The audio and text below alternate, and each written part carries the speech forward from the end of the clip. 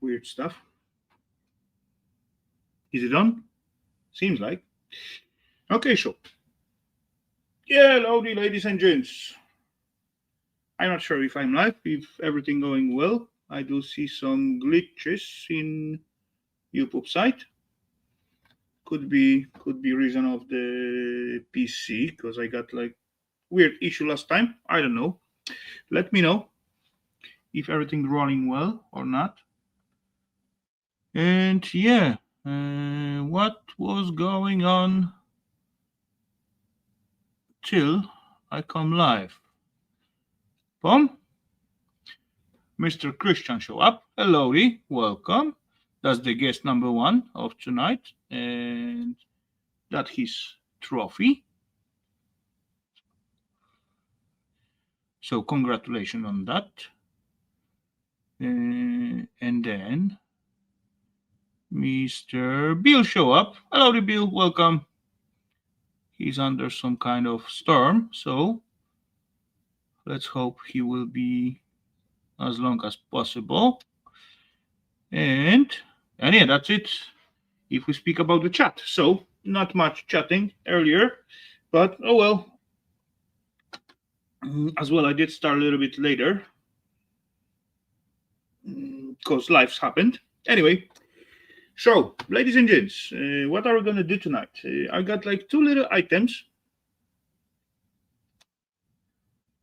What I believe you already saw on different videos, but yeah, I know that's not gonna be a lot of scrap in it, but boom, boom, boom.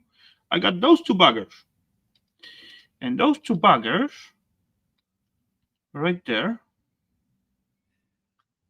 There's the super light bugger. And this one is heavy.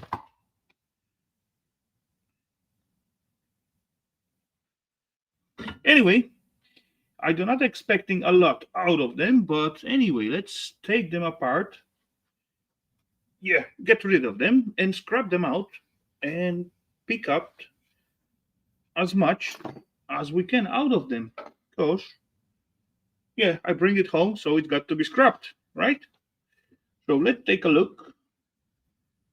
Severe thunderstorm warnings. Okay, no good. So I think we're going to start with the light bugger because it is light. Yep.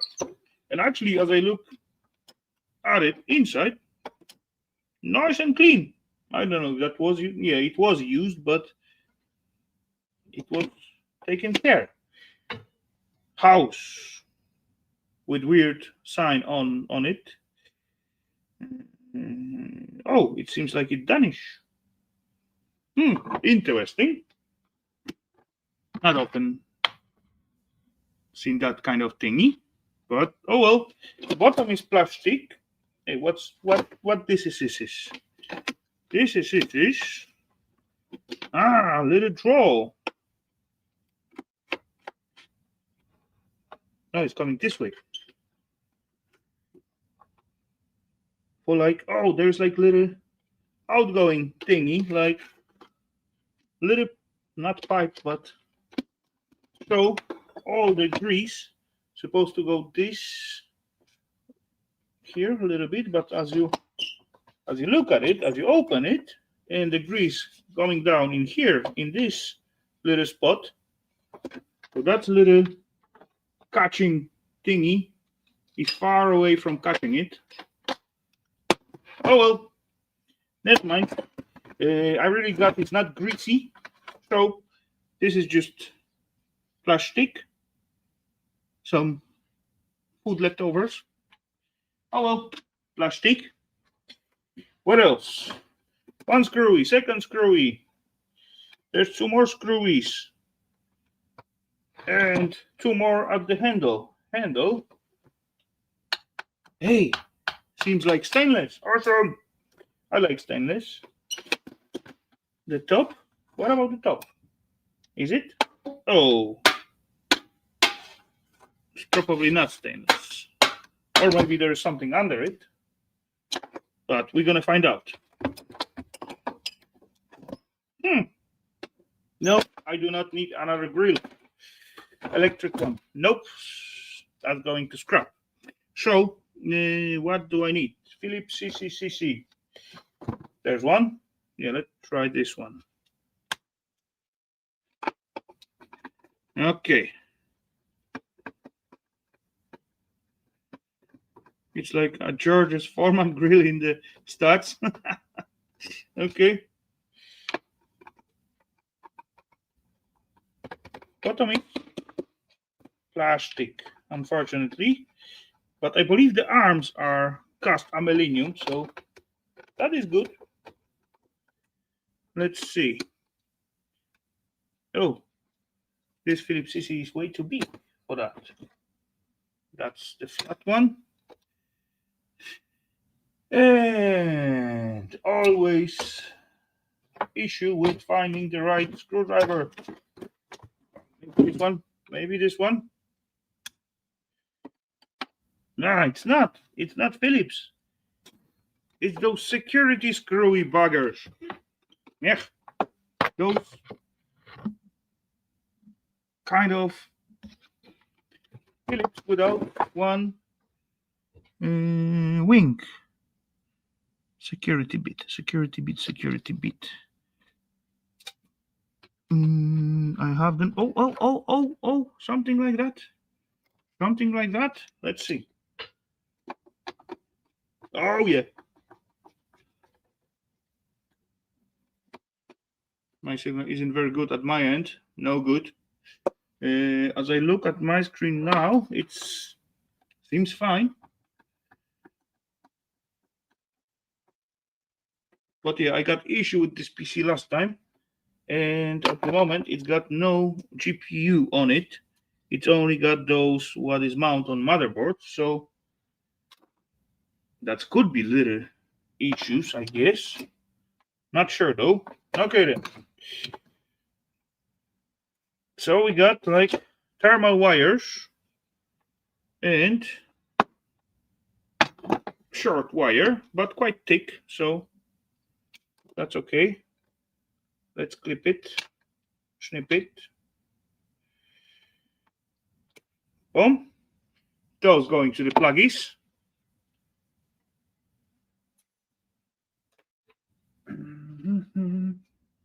Think it's just the storm. That could be as well.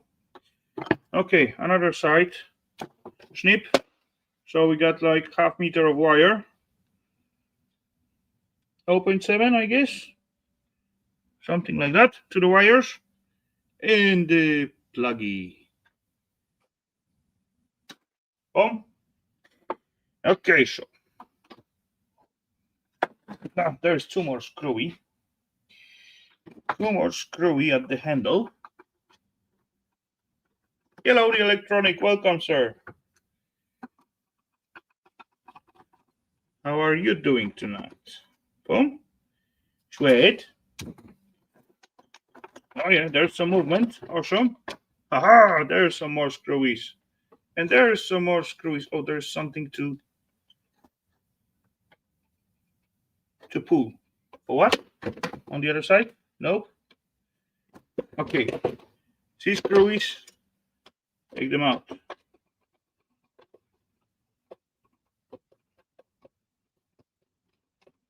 Nothing better than a screwy kind of day. Okay.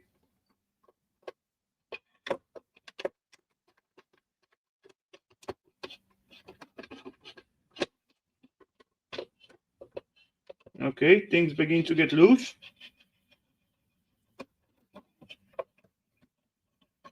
Kind of. Oh yeah. Oh yeah. Weird screwies, but oh well. Shred. We'll welcome the screwies. Hello, Mr. G Cave. Good to see you, buddy. And I just realized what I thought would be cast aluminum. It is plastic. Yeah. Oh wait, maybe not. Maybe not. Maybe not. Maybe not. Where is? Oh, there it is.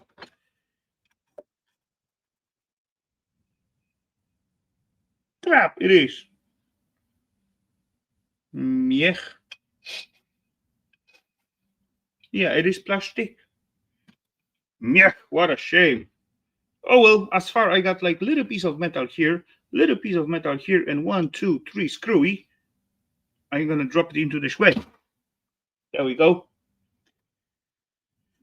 One more screwy reveal, so why not?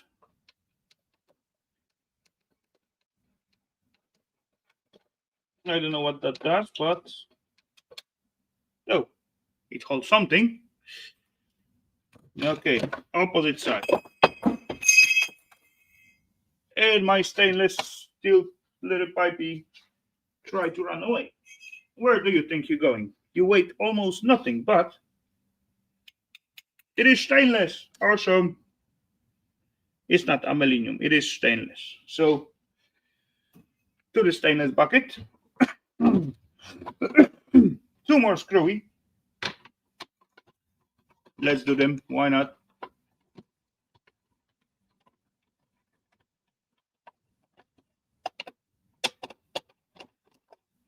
Oh. Yeah. Actually, the temperature going down, and I actually thinking to close the window in my garage. But I know when I close the window, it's gonna get like stinky. Okay. Same deal with this bugger. To the sweat.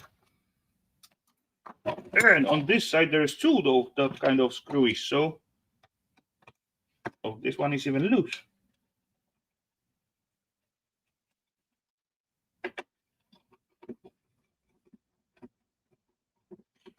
Okay, so 1. Oh, what's that? Insulation. Holy crap, holy. Holy crap, holy.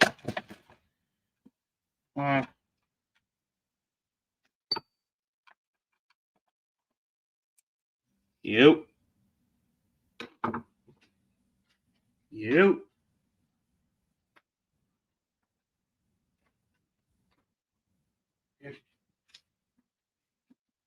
Fiberglass insulation. You. And then we got, oh, that little metal plate was grounding, and this is the same material. It's also got like the same symbol, like on those sides where I thought that was aluminum, but it is not.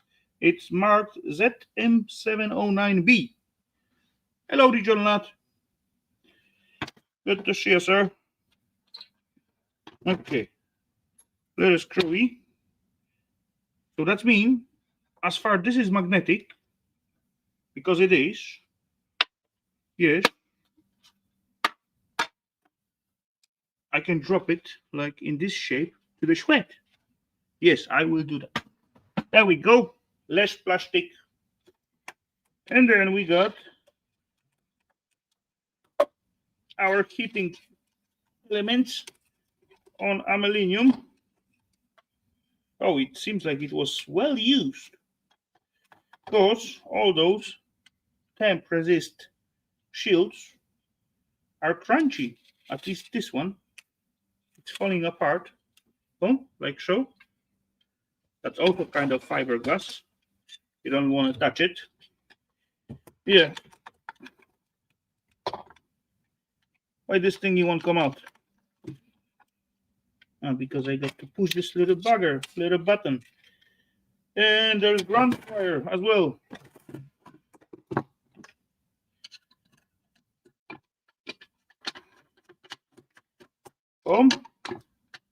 And even those little springy thingy protecting the wire, it is grounded. Okay, so we got one part of cast aluminum, almost clean. This little heating element seems like it will come out quite easy. Seems like. Yeah, it's even moving. So that should not be a big deal. Okay, then let's deal with the second second part. Oh, thermostat thingy. Do we got some silver? Oh yeah, we got some silver in here. Awesome. We like it already. Awesome. That's a good sign. But yeah, as I going with the screws, let's undo all of them as far as I see it. Hello and welcome, Mr. Board Old Fart. Witam pana bardzo serdecznie. Hello, sir. Good to see you as always. Okay. Insulation. Also kind of fiberglass thingy.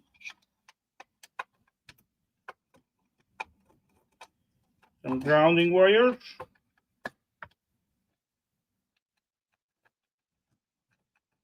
Boom.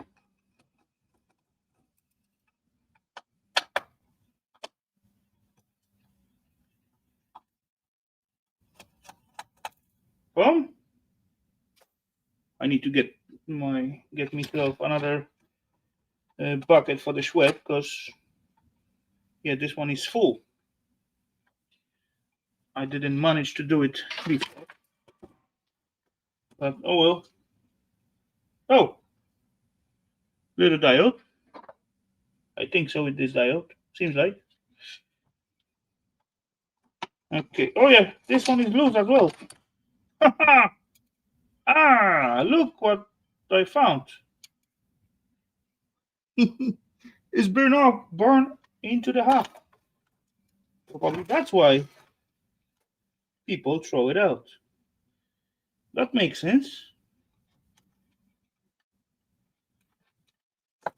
Totally.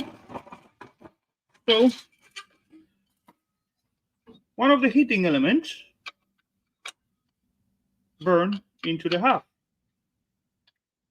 Yeah. Okay, so half of the heating elements going to the wet. Second half, let's see. Oh yeah. Oh yeah. That was just too easy. Another half. Wet. Haha. Nice and clean cast aluminium. Awesome. Me like it. Very much. That kind of grill I can scrap in mass amount. No problemo. Clean, easy to scrap, falling apart almost by itself. Let's see the other side. Actually, the other side also seems like bulge a little bit at the center, and it's got some like surface kind of almost burned. So, okay, let's see. Oh yeah, easy, easy, no problemo.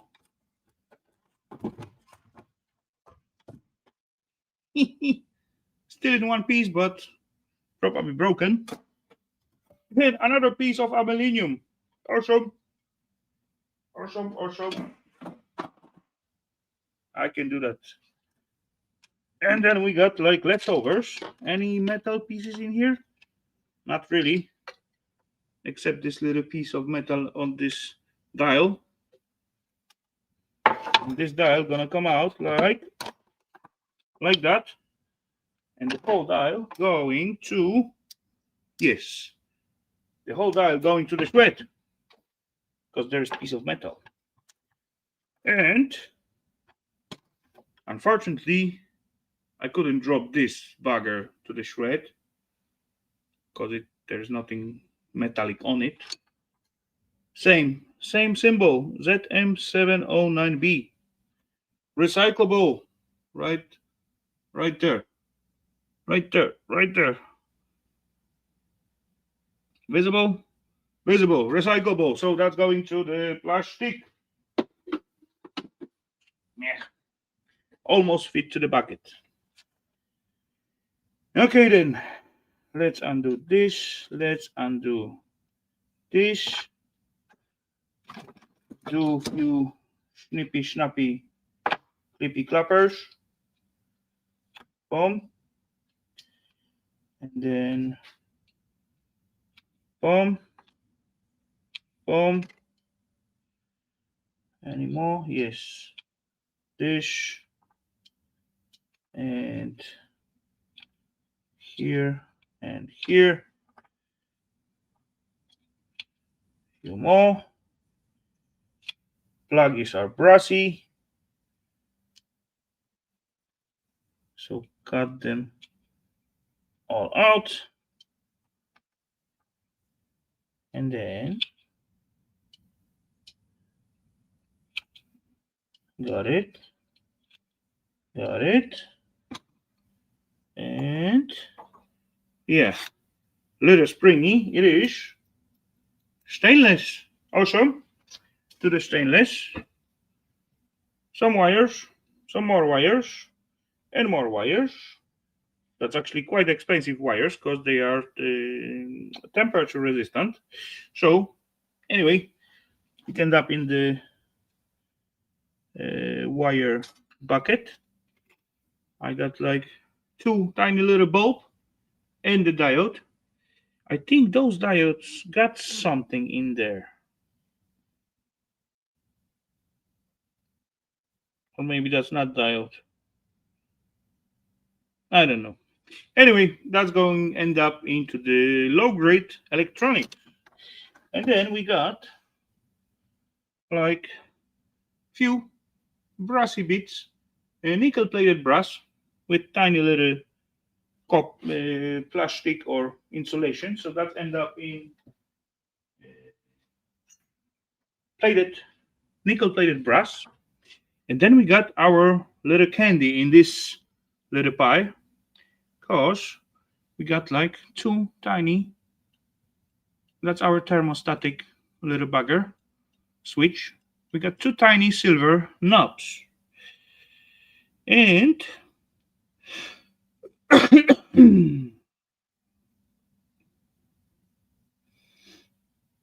and I can drill this little knife here, but I can as well just simply grab it with some kind of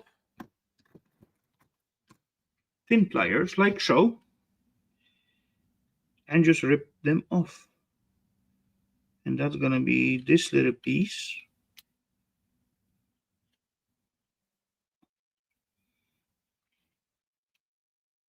Oh, come on. Like so.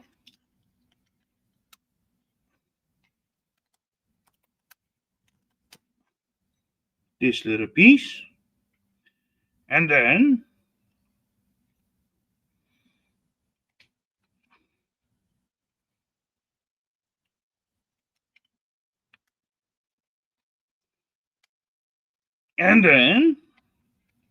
no.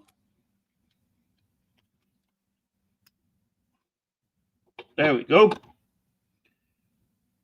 So, oh, this little piece is brass. So I'm not gonna leave it behind. Of course not. Come on. Leave behind brassy bit? No way. Not on my watch. Hello, Solars. Welcome. Hello, Mr. Ralph. Welcome, sir. Jim, holy scrapoly. Where did you find time and strength to go into the gym? Okay. I want to rip it off, but it won't let go. So I'm gonna do like so. And then need some kind of pliers. Pliers. Something bigger, but only bigger thing I see is just a little pipe wrench. Anyway, that should do. I know it's overkill, but gotcha. Sweat. And the little brassy bit. Crap, I lost it. No, I don't. Got it. Brassy bit. And two little.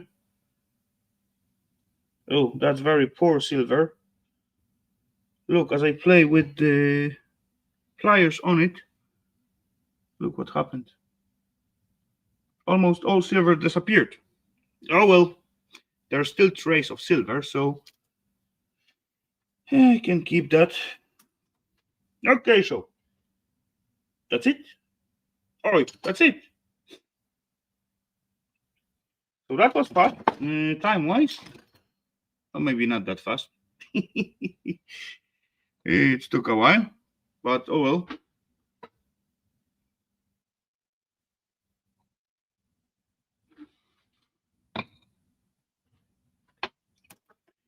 The another bugger.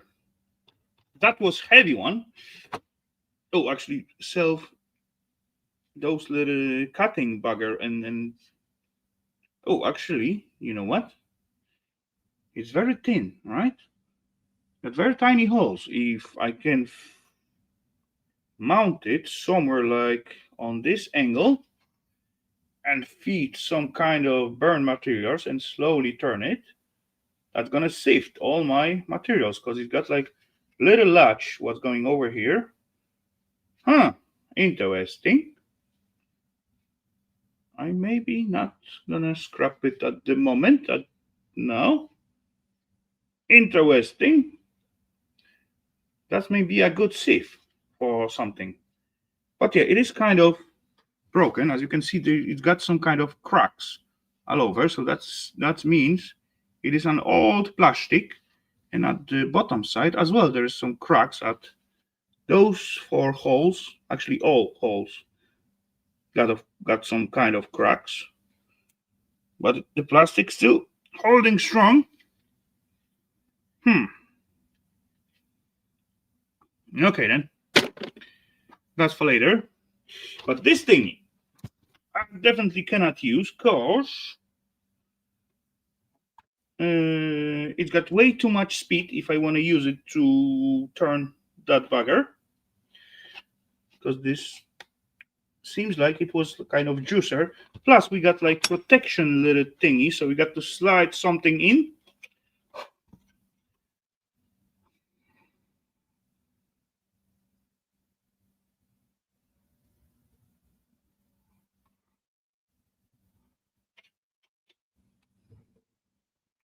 No, yeah, speak about those. Oh, okay. Dang, if I was smart, I could leave that at the spot. But yeah, hey, there's like tiny little piece of stainless, right? Is it stainless? Yes, it is stainless. Plastic. They're gonna be a little springy because there is those security lock, but you got to push like something in there, and then this thingy push out something in here, and allow this whole thingy to spin. Hellowdy, Miss Cathy. Welcome.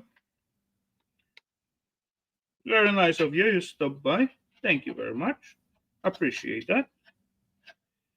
Okay, I want to take out those springy. Question is, how? Oh, there's tiny hole. There's tiny hole on both sides. So that means if I put something tiny enough to fit that little hole. Okay, don't watch, Pip. I'm kidding. Okay, tiny enough to fit that hole. Let's try with little Allen key. Let's see what that does.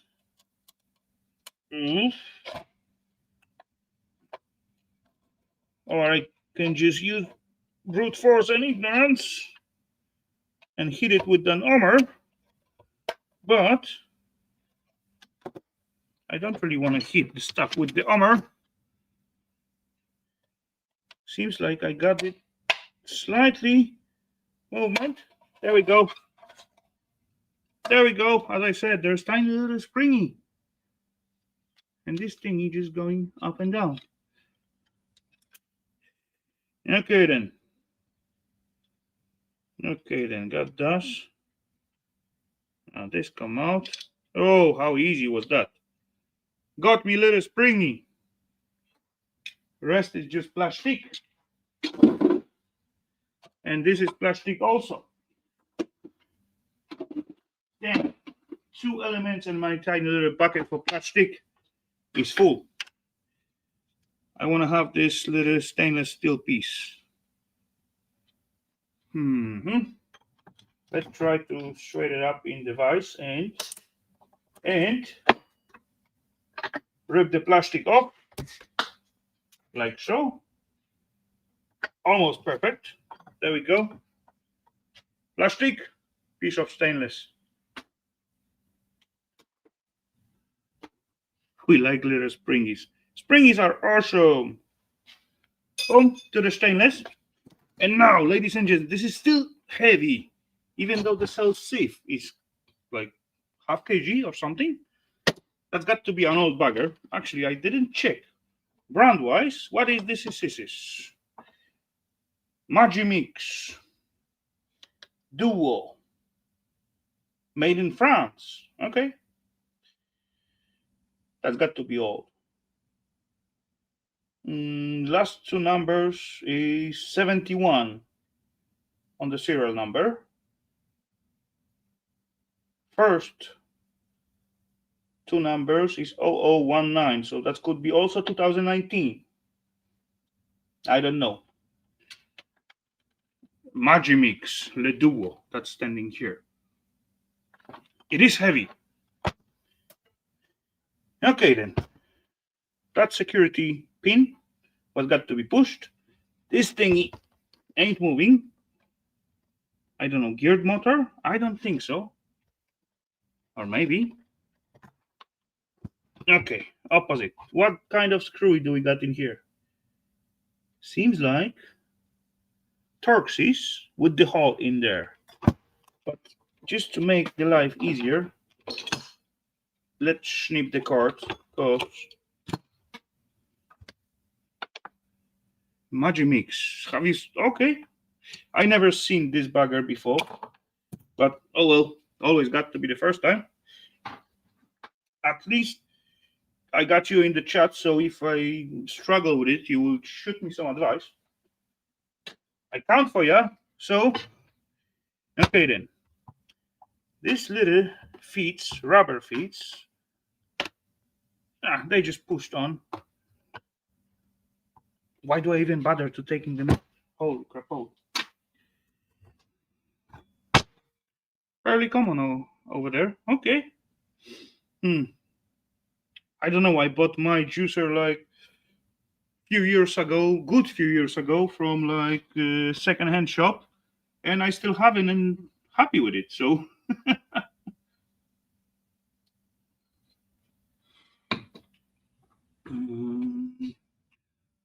Looks like hammer type. Usually use my hammer. Okay. I think I will try to. Wait, there's quite tiny hole. Will this bugger? No, this bugger will not fit. Okay, I may be pushed to use your way, guys, and use the hammer. But just quickly skimming after like hand torquey with the hole in them. I'm pretty sure I have them somewhere here. Dang!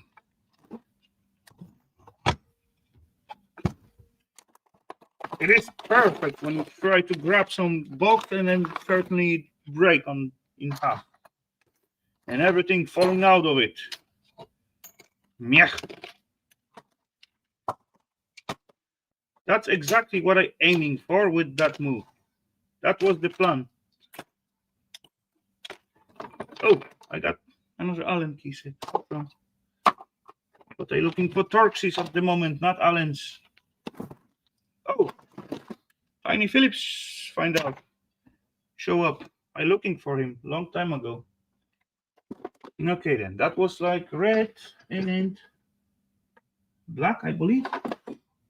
Folder full of Torxies with the hole in it. And as I looking after it, as usual, it is gone somewhere. Yeah.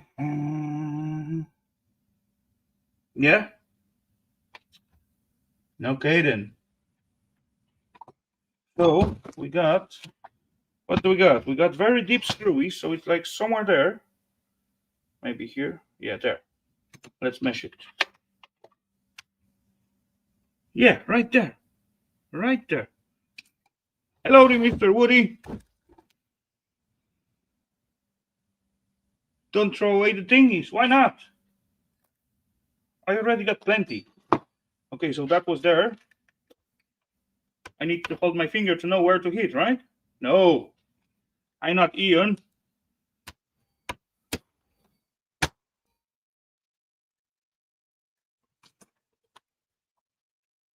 No, no progress.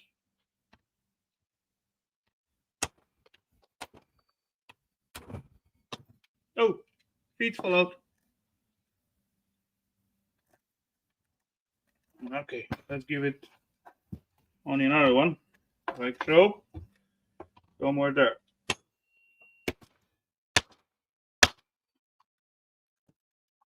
No, probably not.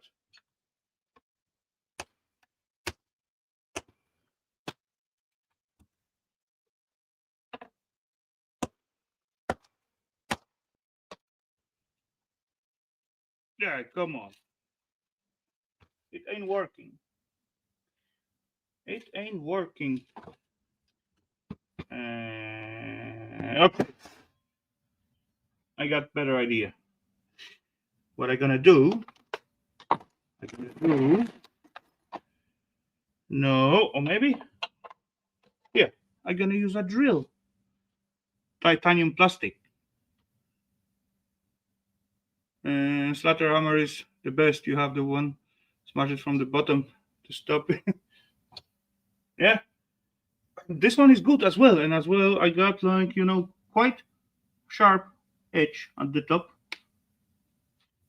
It's not like heavy enough to do those kind of jobs. Oh, okay, never mind.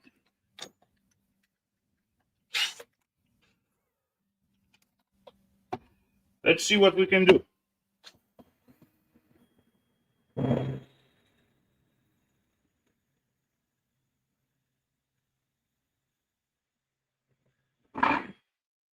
Number one.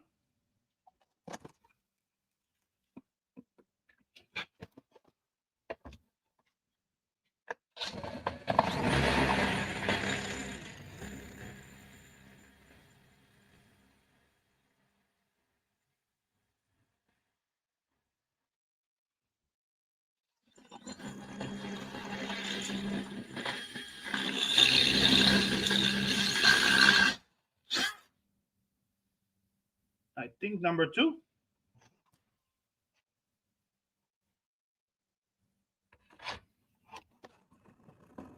I did this one already, or what? Yo.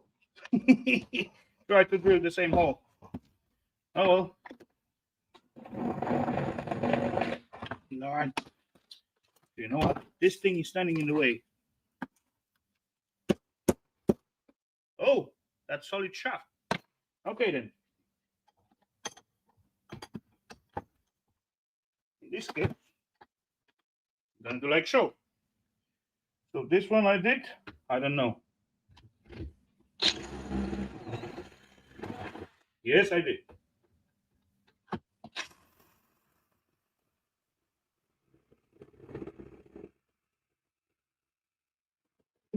This one too.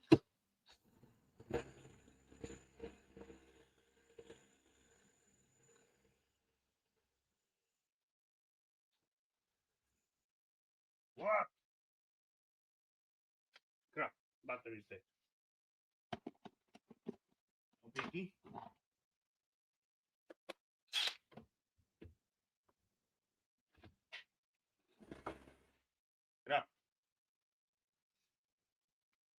Why didn't you say so earlier?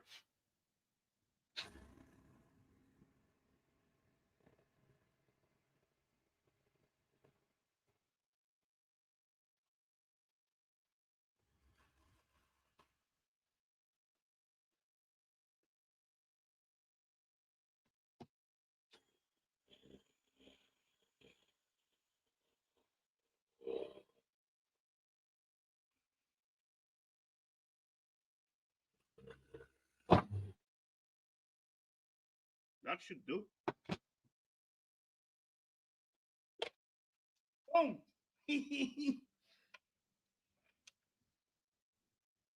Okay. I didn't. Good one. One of it break off. I didn't drill it all the way. It just give out from the vibration, I guess. Anyway, piece of plastic. Nothing interesting there. And the second one, I haven't drilled it as well, but it melts the plastic and just go through. Third one as well. Okay.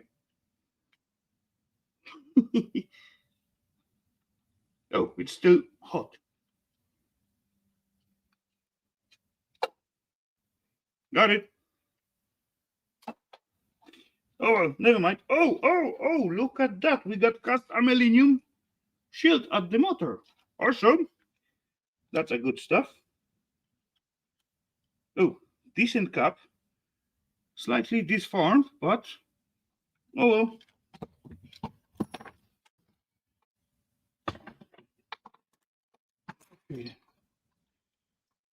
Caps.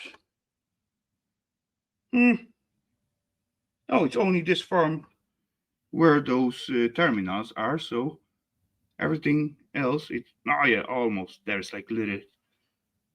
What do we got? 40 microfarads. Okay. I got back here with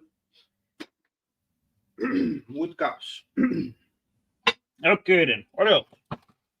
What is this? Okay. Leftover wires. Let's grab it. Wires are always welcome. So there we go. That much of wires was hidden in the self machine. Enjoy, solars. Okay, wires to the wires, pluggies to the pluggies, and then we got, what else do we got? We got some screwies, we got some, no, yeah, let's grab it here so it will be easier. And as far you already set it up, device view, show, 2 torque seats. What holding this little switch? But I may even not need to undo those 2 screwies. Yeah, I don't. I just pull it off, and then I'm gonna have like another little tiny silver contact in there, plus little wire and 2 little pluggies, like so. Boom, boom, and then you zip tie, plastic,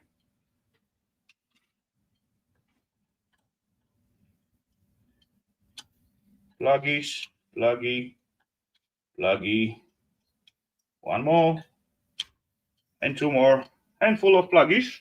Oh wait, there's 1 more. Boom, handful of pluggies. There we go. And then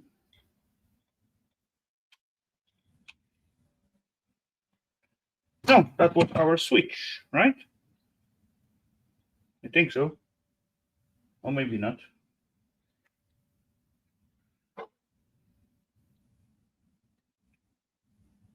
What was that? Switch or what? Anyway, tiny little coil. I don't know for what, but I'm gonna unwind it. That seems like easy, super easy. And then this little thingy. Boom! More plastic. GK, I thought you were in jail. Grandpa Kev in jail? Come on. There's only one person who can hold Grandpa like in captivity. And he would probably not even complain about it.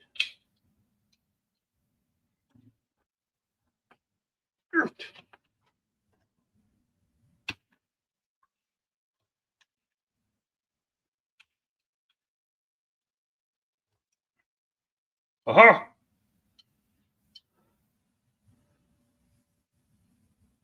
No bars holding me unless it's a tiki bars. Okay. Boom. So we got the wire. Oh yeah, there's like tiny, this little switch. Okay then. How am I gonna take it out? Flatty. Push and pull. There we go. I got my switch. Another two sets, actually one set of silver contacts. Awesome. And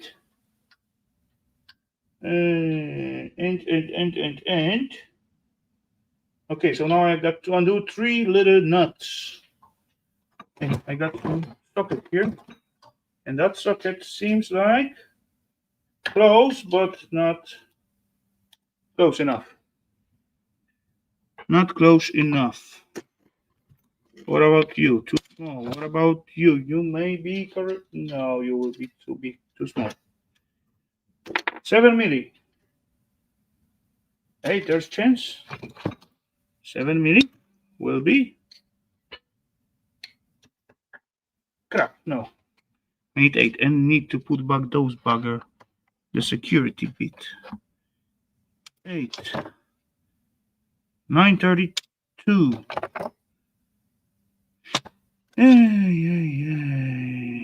No, too small. 6. Crap. Same box. Grab it again. Okay. What are you? You are 9. You are too big. I want 8. 8. Is going there. What are you? You are 7.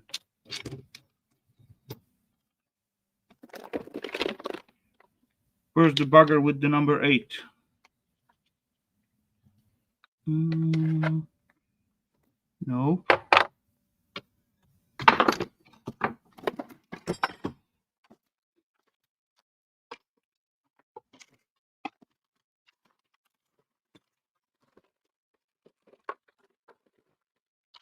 Number 8.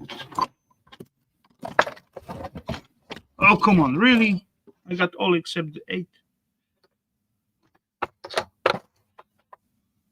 What are you? 1/4, 3/4, something. But not the 8. There's nothing under the box.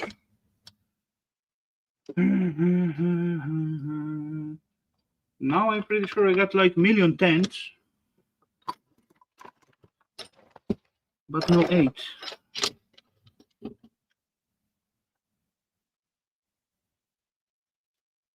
Oh!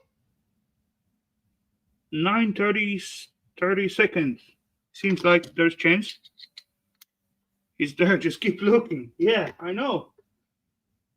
Oh crap. It's almost there.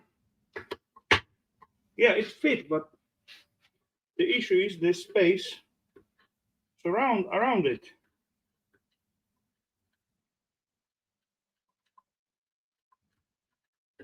5/16.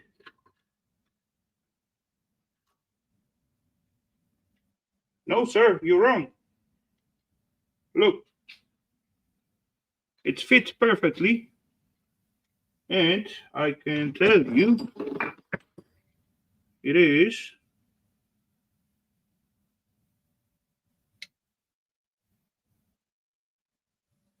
okay. It's 8 and crap. It's 7, but I do check out 7 and it wasn't fit. There's 7. Crap. Now it's fit. I did check out 7 and it wasn't fitting. What's going on? So then I go to 9. 32nd. Come on, focus.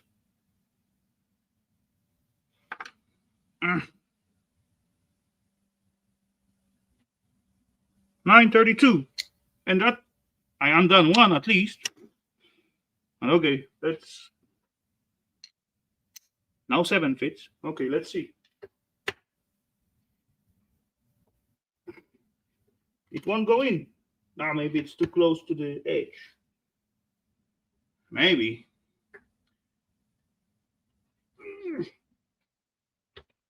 Oh yeah, I got to push it hard. There we go. Then I got to hold it from the bottom. Oops. No one say it's gonna be easy, right? Okay. And one last. Oh yeah, that bit here as well.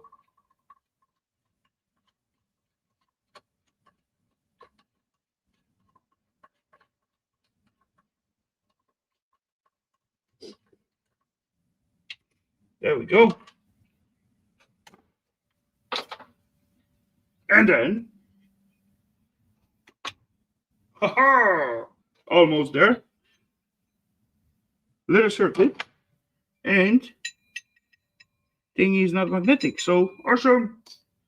That means, wait, last week or 2 weeks ago, I have circlip pliers in here. Ooh.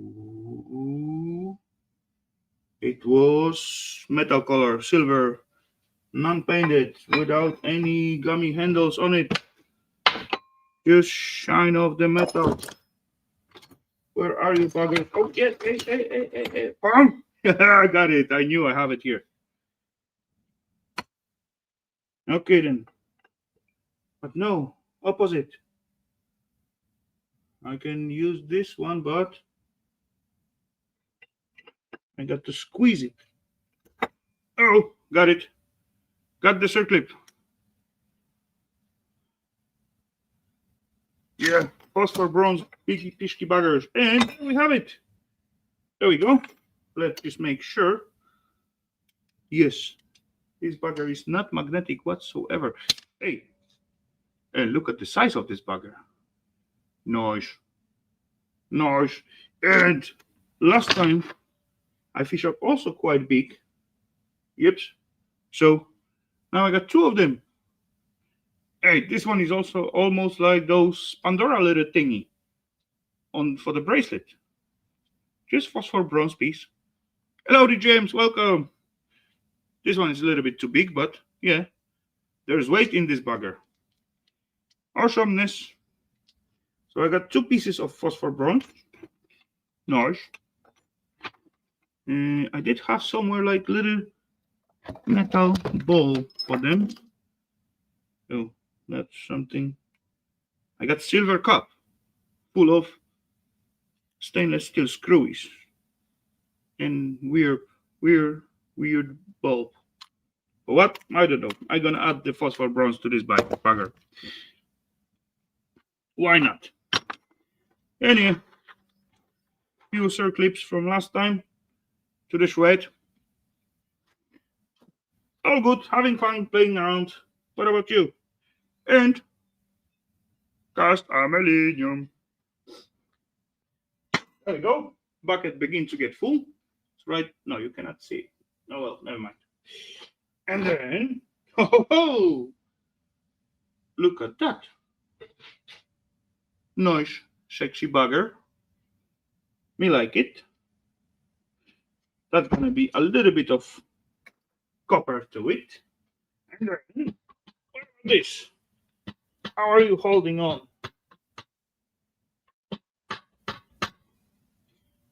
Pretty sure you're not holding so strong, so tight. But as I have it on device, I may try.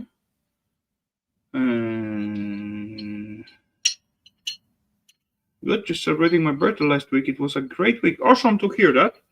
Holy scrapoli, you're celebrating the birthday the whole week? Anyway, happy birthday if you're celebrating so long.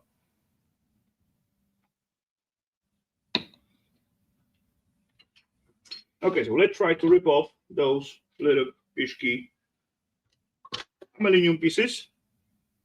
Yeah, they're coming, but I'm pretty sure I could use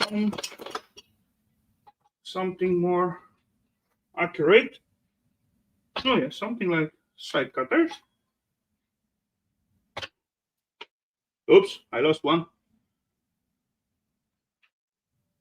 Angry pliers. Yeah, almost lost the second one.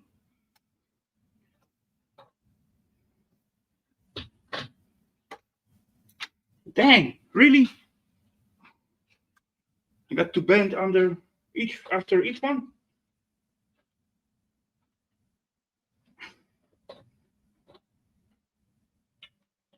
I got bigger pliers, electronic. Hello, Mr. Hoarder. Okay, maybe this way will be easier.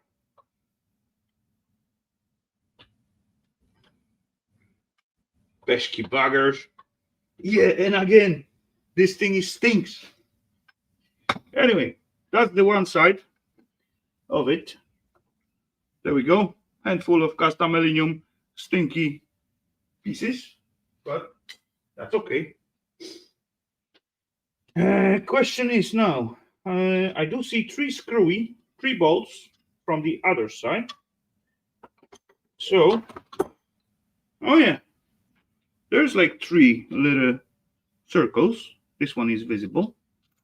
So that means they got to come out somehow with like little gentle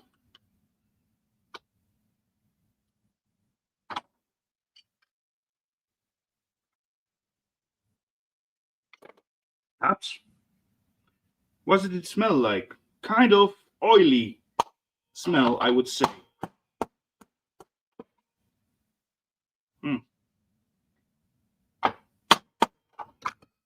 Okay.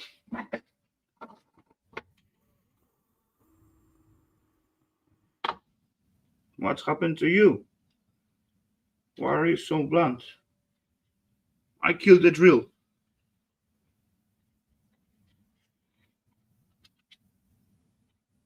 I believe that's the pressurized air as they pump it in together with the aluminum that gets stuck and get that kind of smell. That is just my guess. How it's in real, I have no idea. I just need to sharp this little bugger a little bit.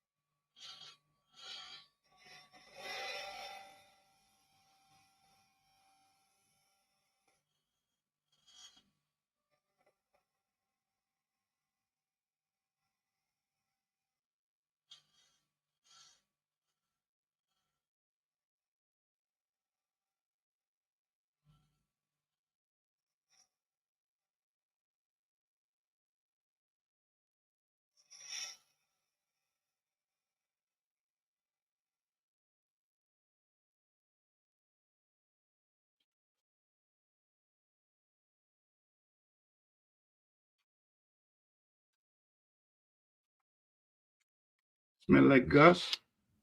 Definitely E and then. You never know. Boom.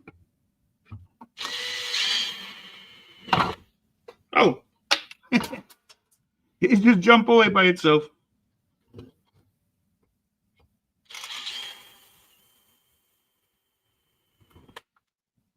Another one.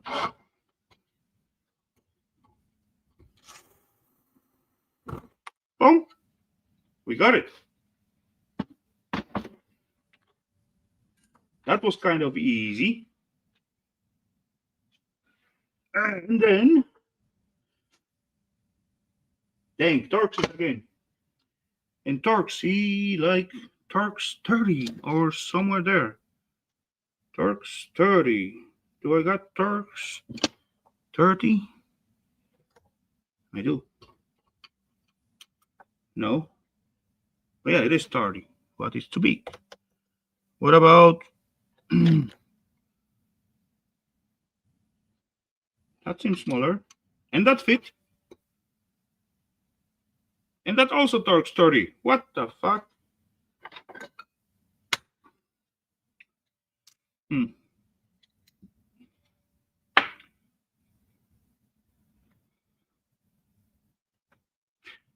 Looks presentable in black. Good job. Thank you very much. Yeah, I just get this bugger like last week somewhere. It was on like sale, 50 off.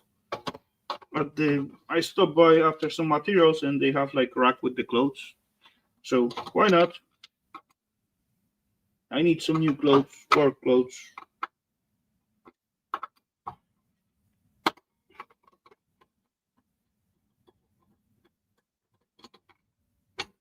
Boom. There's the last screwy coming out.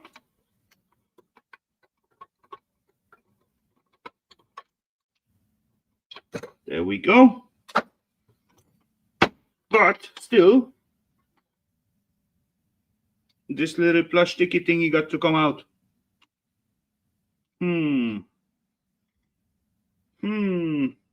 As I looking through the light, it seems like it's the shaft going all the way to here somewhere. So I try to grab it before of the metal shaft. And wiggle, wiggle, wiggle, wiggle. Nope, that's not gonna help.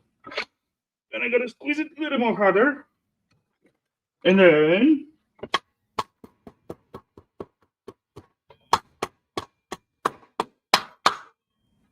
yeah, that does the job.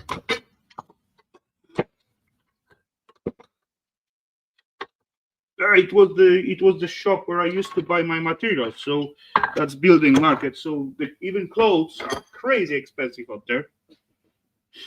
But yeah, even though that was like 300 kroners per piece at least.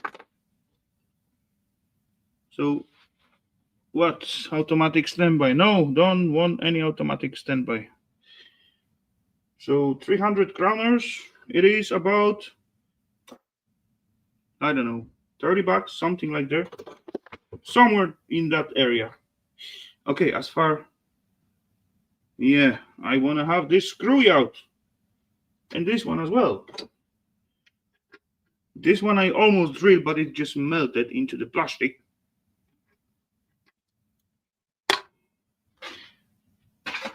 Okay. Just too screwy to take off. And that seems like Torxy 20. This is 15, right? And maybe 15 will do as well.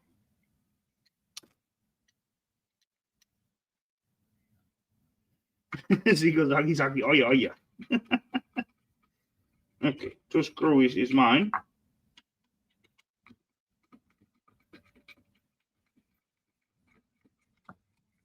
Now I can get rid of this little piece.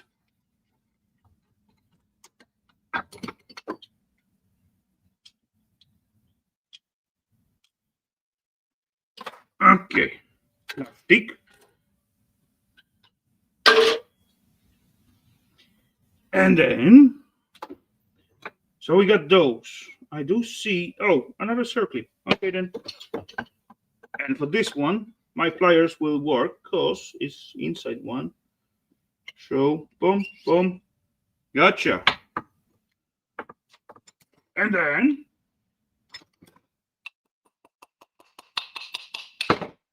there we go.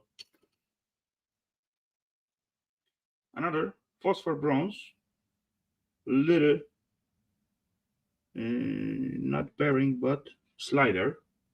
That's sliders, not bearings. Okay, let's give it a try. Oh yeah. That may do. Not like that. Big thingy. Almost. Almost. Oh. I got brassy puncher. Haha! That's very useful. Another piece of cast aluminium. Have you got snow yet? No. Come on, mate. No snow. Until December in here. We get snow if we're lucky at December. But no, nothing so far. And I hope that it's gonna stay like that. Oh, look at that. It is broken. It's got like tiny little crack out there. And it is as well phosphor bronze. Sweet. So, shaft or rotor, we still got those stinky aluminium. So, why not? Why not?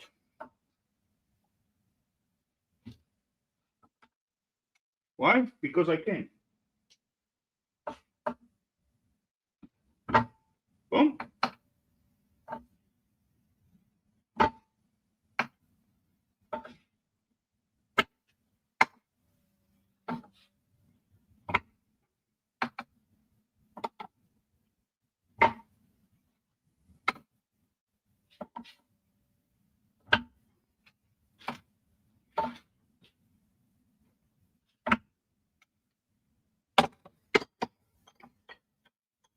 Actually, if I got some kind of burner, I'm planning to build one, but yeah, that may happen like in next 10 years somewhere.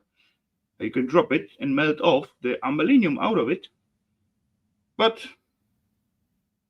it's gonna be a few grammars, and probably the oil or gas what I will burn to do that will cost more than I will recover the aluminium. But yeah, another handful of stinky aluminium pieces. Sweet. And now the main thingy, star of our show tonight. Let's check it out. Is that actually is the copper?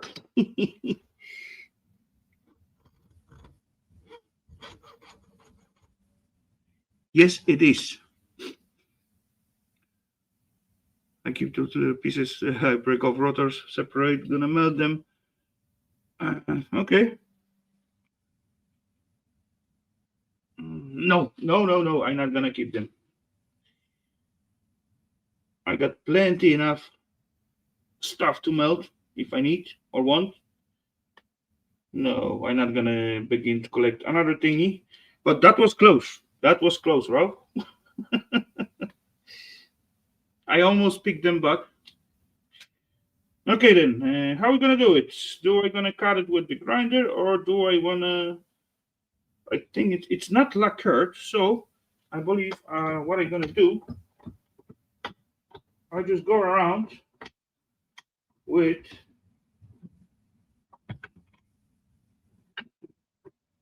yeah.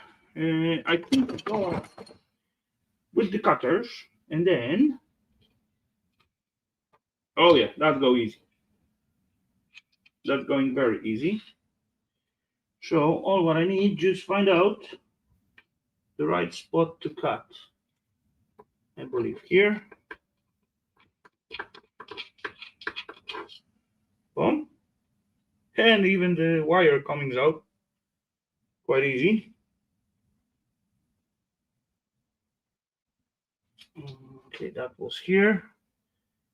And this one, nope, nope, nope, in here. Boom. And then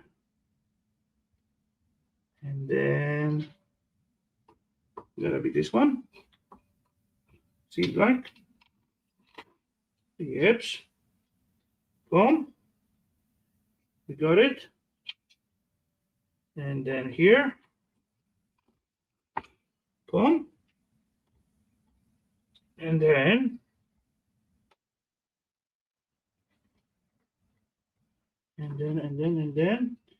it's supposed to be this one, like here. Boom. And then here.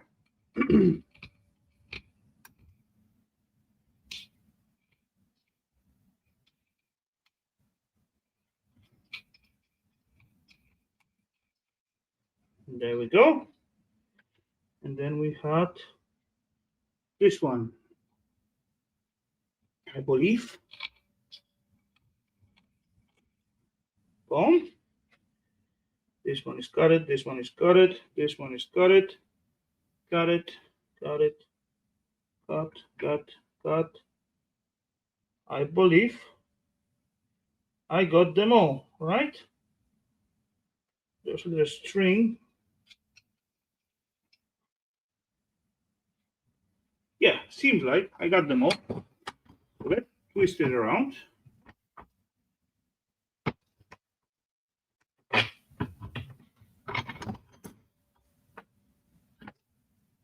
And then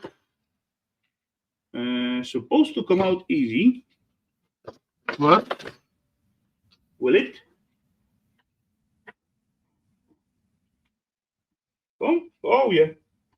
Holy crap, that was like million years. Then I got such an easy look. I almost don't even need use the tools to push it out or pull it out. Boom, boom, boom.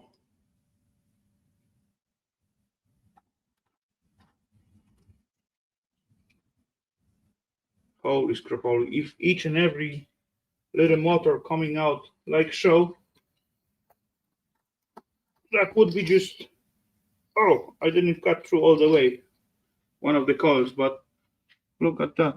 How easy was that? That was just pleasure to pull it out. Awesomeness. Me like it. And handful of copper. Awesomeness. Little copper crown. Look at that. I'm the king of the copper. Ding, ding, ding, ding, ding, ding, ding, ding. Yeah. Okay. Oh. Now I can make like little. Wee. No, I cannot move like that.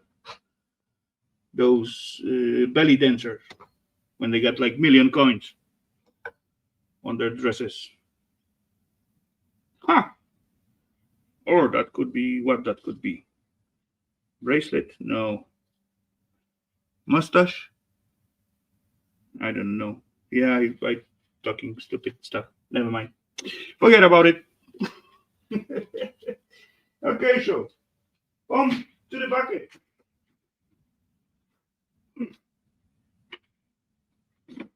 Oh, ho, ho. Awesome.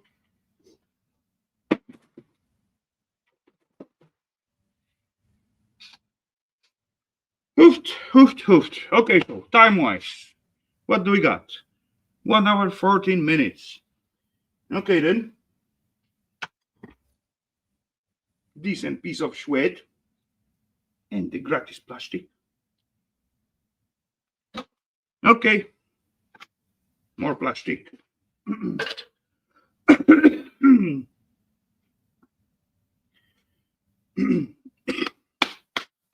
Okay, so ladies and gents, that's gonna be it for the scrap part show. Oh, I still got one tiny little coil to do. Oh well, I do it later on. No worries. That's warmed me up a little bit, only a little bit. But yeah, in outside we got like oh really? We got 3 degrees outside. Inside it is like 15. So, and I got open window out there, so that's okay.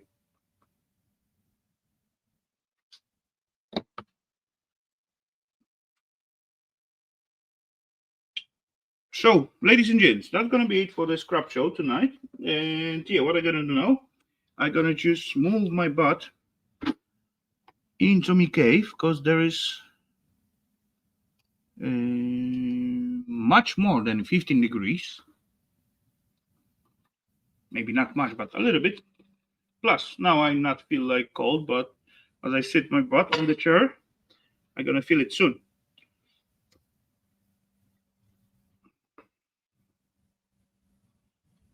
So, ladies and gents, I'm gonna see you in like 1 minute or so out there. So.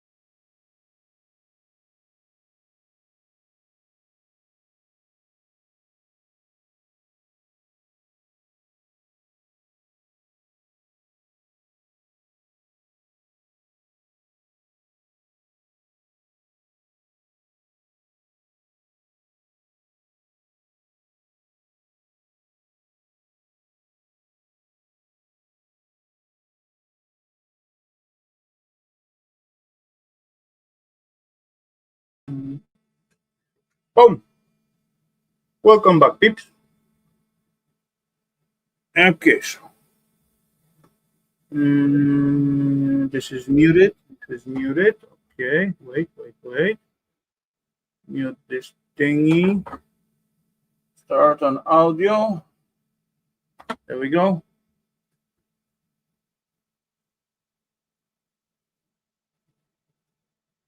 Okay, 1 hour 20 minutes of the scrap show. That's okay. Good. That was good time. I enjoy playing around. What you got to say about it? And yeah, let me just click this thingy. Let me put the link into the chat like so. And then pin this little thingy on the top. There we go. So if anyone feels like jumping in, feel free to do it. Say Hellowdy or something like that. Banners. Wait. Oh yeah, we can use this one. I haven't used the banners in a long time, so why not? Watchwise. Holy crap. All 10 lost souls still out there on the other side. So still, come on, peeps. Tell me, what do you think about the scrap show tonight? Repair, restore, recycle. Hellowdy and welcome, sir. Cheers. Good to see ya. Hellowdy.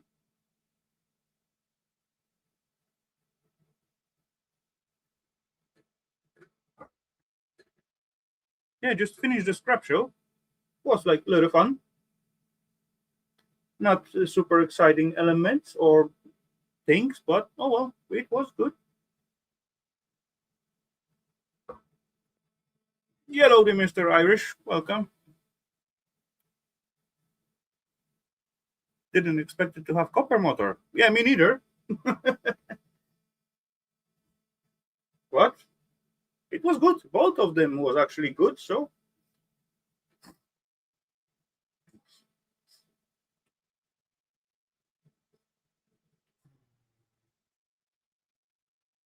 I'm late.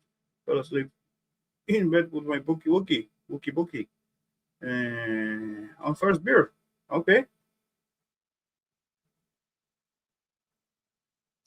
No worries, lover. You catch up. You're gonna catch up.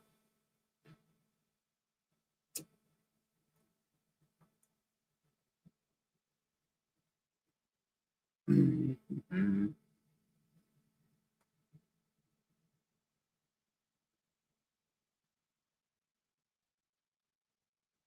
It was a little play, and quite decent amount of good stuff comes out of it. Is that a motherboard wall behind you? You mean this little thingy? Yeah, it is. It is few motherboards out there and few other circuitry. What I thought it was like an awesome, so I just screw it there. But yeah,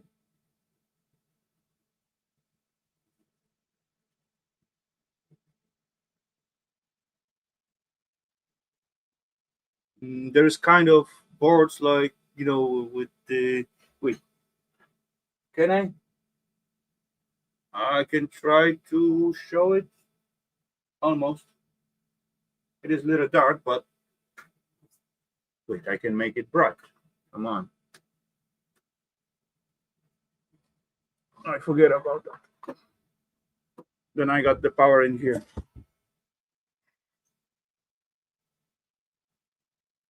There we go.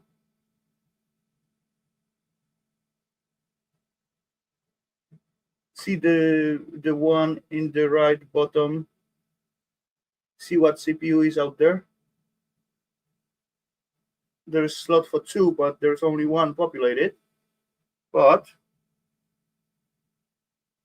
one awesome bugger. And the rest of them is kind of populated. There's one memory slot right in the center at the moment. That was handmade in, I don't remember what year, but a few kilobytes of memory. This memory wire, magnetic wire. Yeah. Anyway, the stuff what I thought it's worth to keep. Oh, January 2025. I'm stuck on this date.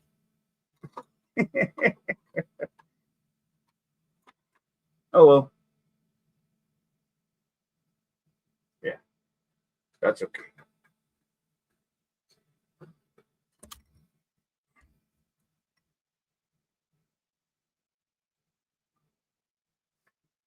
Aluminium housing was surprised. Okay.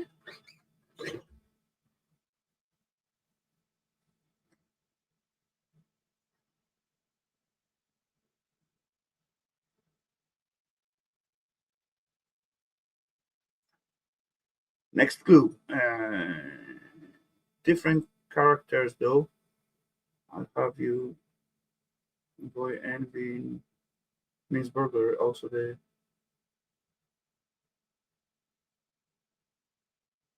infinitely more beautiful than rose. Rose are.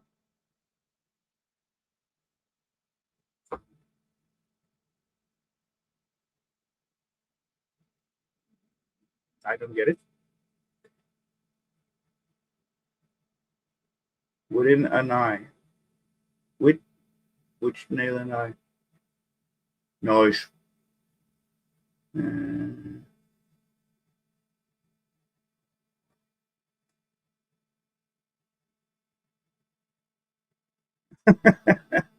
thanks, Kevin. No, I just got to get myself like, come on, my old clothes get like used, wear off. So I got to get some other, and it's this one in sale, so why not?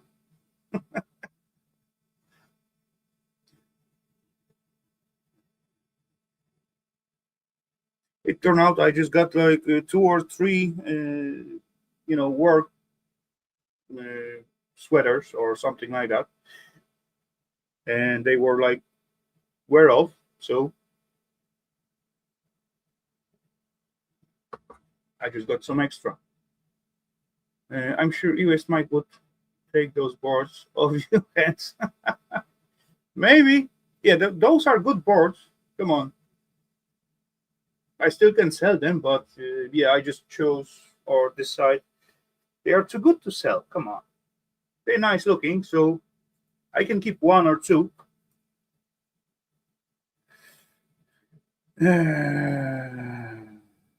Rafal not drinking beer. What is that? Uh, Earlier on, as I playing with the shrooms, what I collect today, I have like one or two beers, and later on, I just pour myself glass of whiskey, and since then I don't wanna like mix up too much. So I got like little drink here just for sip from time to time. I'm not planning to stay long, so I can go and I can go with like glass or two of whiskey, I guess.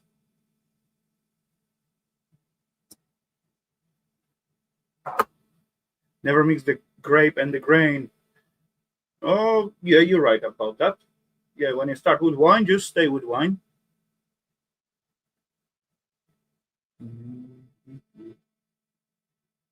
I still got those awesome beers. What I get like from Viva's father.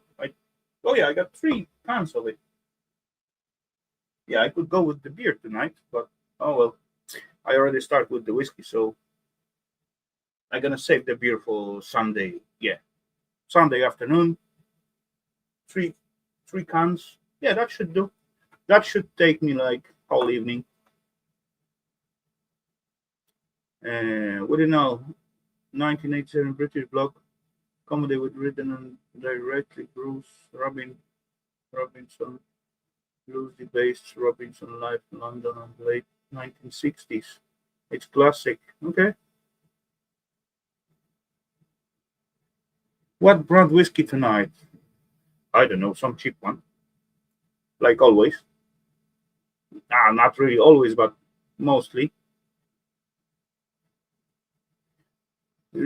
I did get like burn on expensive whiskey like so many times. Then I'd rather to buy some cheapo. If I don't like it, it's gonna last longer. If you know what I mean. No, this is blend. It's Scotch, so I think it's called black tea or something. Black tea. Yeah, nothing extraordinary.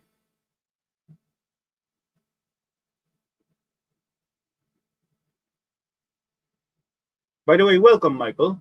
Good to see you, sir.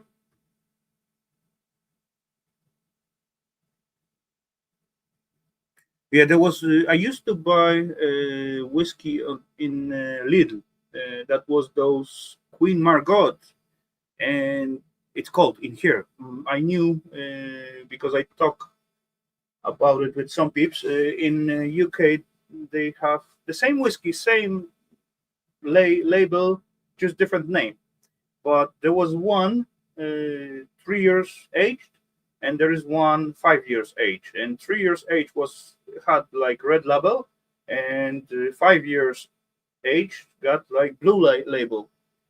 And holy scrapoly, those 5 years age was like terrible. Ooh, undrinkable. 3 years old was nice and tasty. Yeah, I don't know why, but yeah, as well, I'm not huge fan of bourbon, so maybe that's why. I'm not huge fan of single malt. Somehow it's too bitey for me. I like my whiskey sweet, and I don't care if it's like expensive or cheap. Actually, yeah, I do mind. I rather to be cheap. It's better for the wallet. The one expensive alcohol I did really enjoy it was cognac. What actually I bought it in 2010 somewhere there.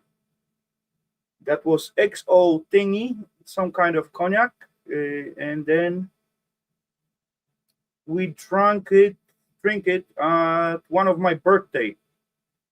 It was like I don't know 2 3 years ago. So It was like I believe 12. I don't want to lie at the moment, but it was like for good few years aged, and later on I have it in my shelf for over 10 years, and it was really nice. Hello, Mr. Ian. Welcome. Good to see you, sir. And yeah, after we drank it at my birthday, then I decided to buy exactly same bottle, but in like 10 years later. But yeah, I still got it untouched.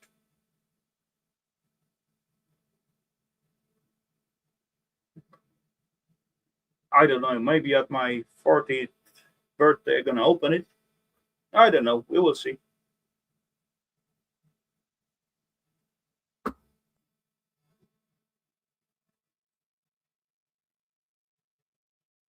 So, what's good at Ian's side? What are you up to, sir?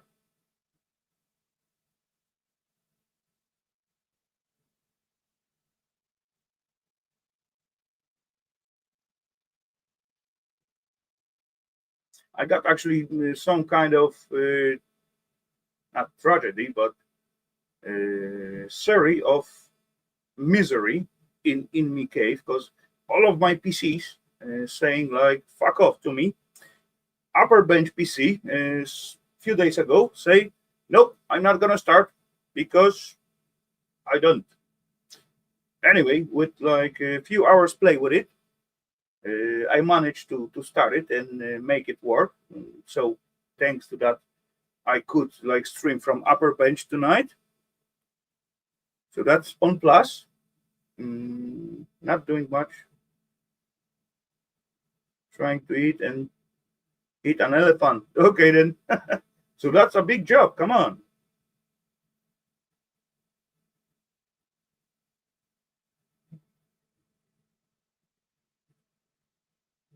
I bet Ian's hiding a few items behind beans.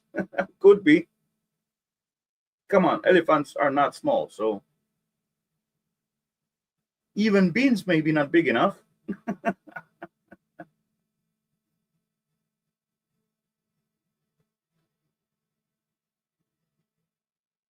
Mm.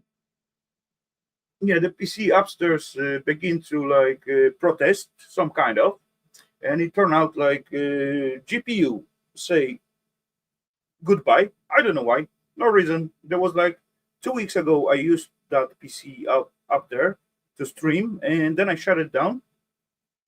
And a few days ago, try to just go there and want to put something to the background, like to listen or whatever, and do something upstairs. And this bugger say, "Fuck off!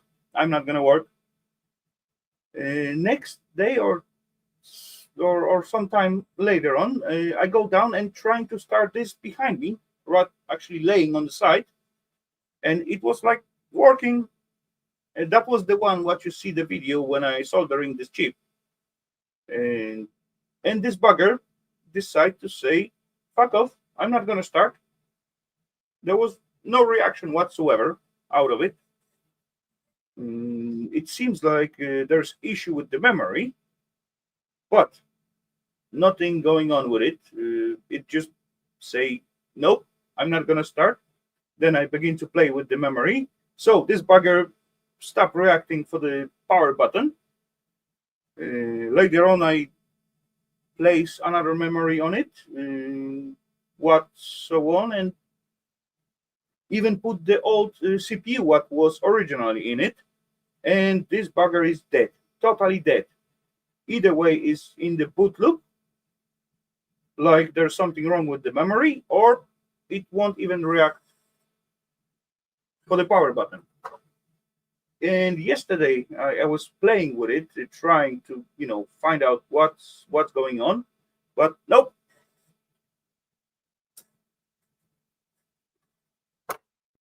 Just out of the blue, he say goodbye. I don't know what's wrong with it. I may find out or may not.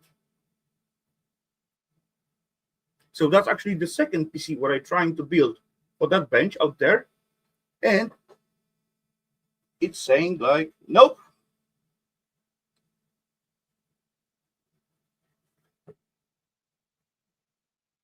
Shooting an elephant George Orwell say easy any essay.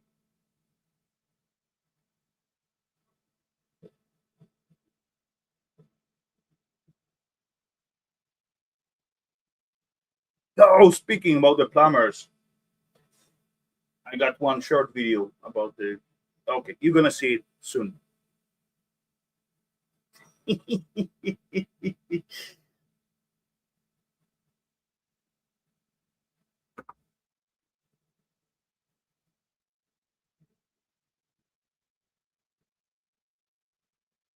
And probably most of you not gonna understand it, but I'm pretty sure Lofer will get it. Will get it. It's something about when the plumber gets into the roof and try to do his job, and he fucked up. Oh well, we will see what's come out of it. There's going to be big fight between plumbers and others on the building site. But come on, in this case, plumber really fucked up.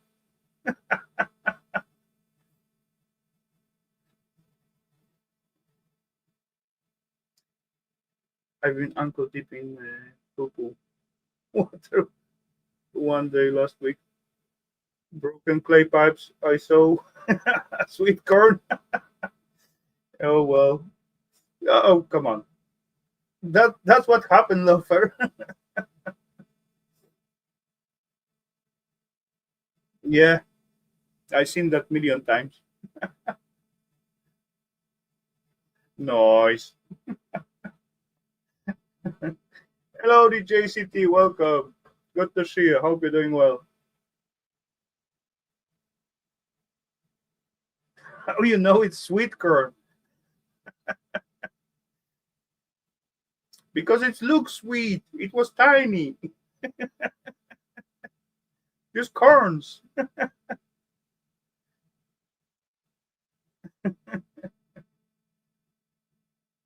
Yeah. Sometimes plumbing jobs get shitty. Yeah, I could agree on that. But oh well, someone got to do it, right?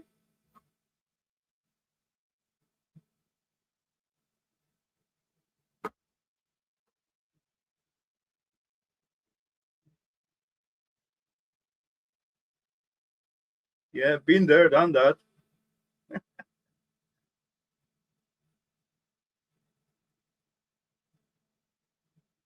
Because it was crunchy underfoot.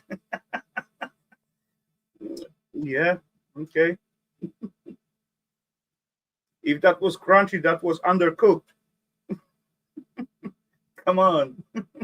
Yeah, let's not go there. Come on.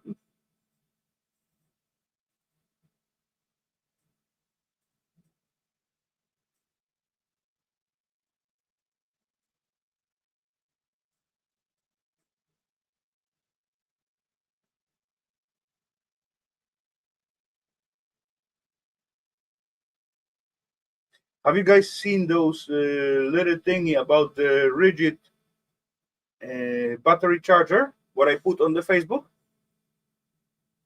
I haven't. Oh crap! I haven't put it on the group. They find out like a new methane charger. Wait, let me find it because this is awesome. That genius invention. Uh, where is it? Where is it? There it is. Okay, I can share it. Put it on the group. Uh, no.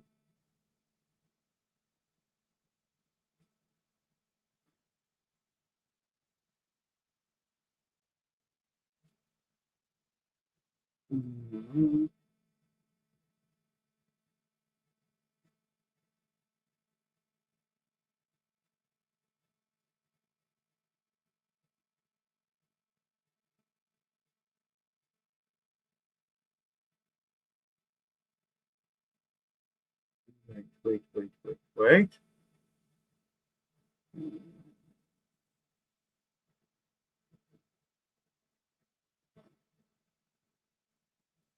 Boom. This one. Oh, that's way too long, but let's see if I click it.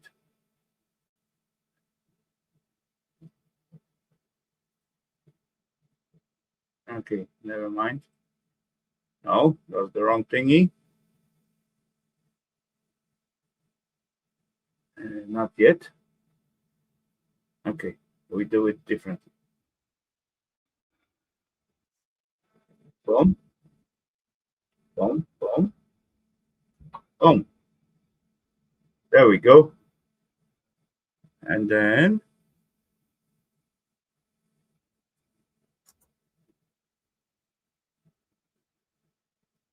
so, ladies and gents, that's the newest methane charger for jet battery.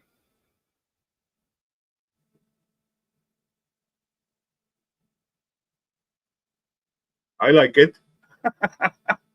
I like the idea.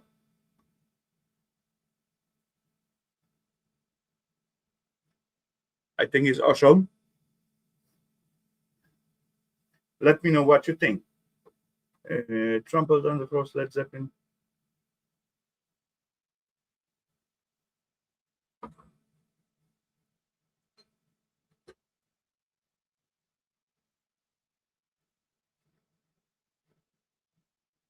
Okay.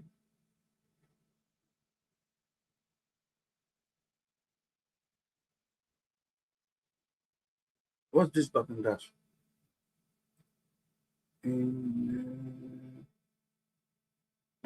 Okay. Never mind. Oh. Okay. So,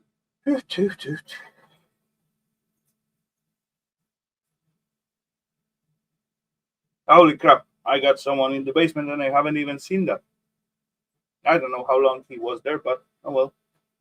Sorry, mister. Anyway, ladies and gentlemen, we got the face to welcome. So I need to start my speaker. There we go.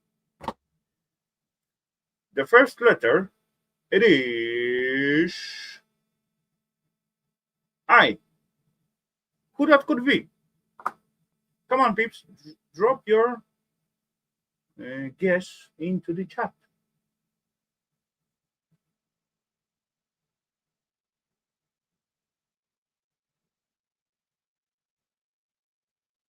Yeah, I'm supposed to say I, not E. Sorry, my bad. My mistake.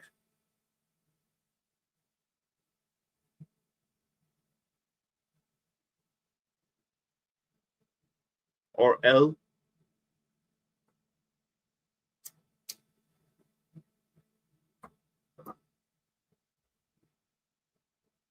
I, L. Tiny difference. Very tiny one. Just little dash.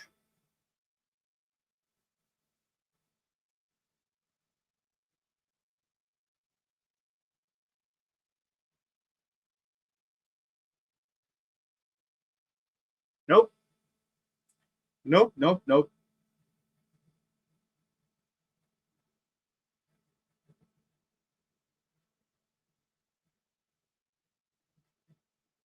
Anyone trying to guess? Except Electronic and Kevin? And Lofer? Welcome back, Solar. Hellowdy.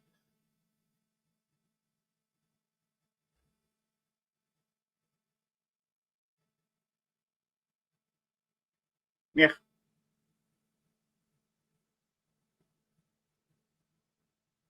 Okay then. In that case, point for Solar. Kind of accident one, but hello, sir. Welcome. Buenas noches.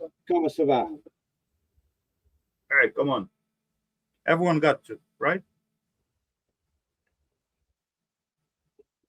How's my levels? Can you hear me? I can hear you, but you are quite low. I'll go into my settings then. See if I can battle with them.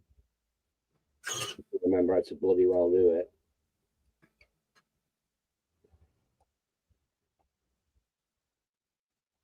Sounds like you were using the wrong microphone or something like that. Well, I've had stuff unplugged and plugged in back again, and it's buggered everything up. Everything's gone to default settings, and now I'm getting that little bar going round and round and round. Here we go. Sound, click sound, all the way up. Microphone, try that. Turn that up. Turn that up. Any better? Go forward. Wait.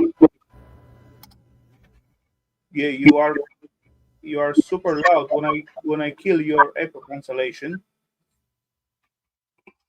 Try to say something. How's about that then, guys and gals? Yeah, that's perfect. That's super good. Jolly good, jolly good. At least at my side. Is it all right up your end? Definitely. Totally understandable. Loud and clear. Right, by the way. Cheers. Cheers, sir. Yeah, so this week I was in a job in Rotherham. 69 to Rotherham. 69 to Rotherham. And here I am sitting on the top deck, far away from home. Rotherham is poo, 'cause there's naff all here to do. Jum, jum, jum. You know, I don't know why are you singing at the moment. Well, Rotherham, yeah, I was. There's a customer of mine. He's an hard landscaper. You know, he does hard landscaping, architectural sort of garden stuff like that. He wanted a downstairs toilet putting in, so I told him, well, you dig up stuff for a living.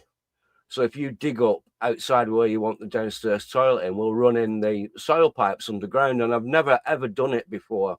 It's normally a job that builders do, because strictly speaking, if you actually make any changes to the underground drainage, you've got to get the local council in, and you've got to pay them to come in when you've digged out, and once you put the pipes in, to tick the boxes and approve it, sign it off.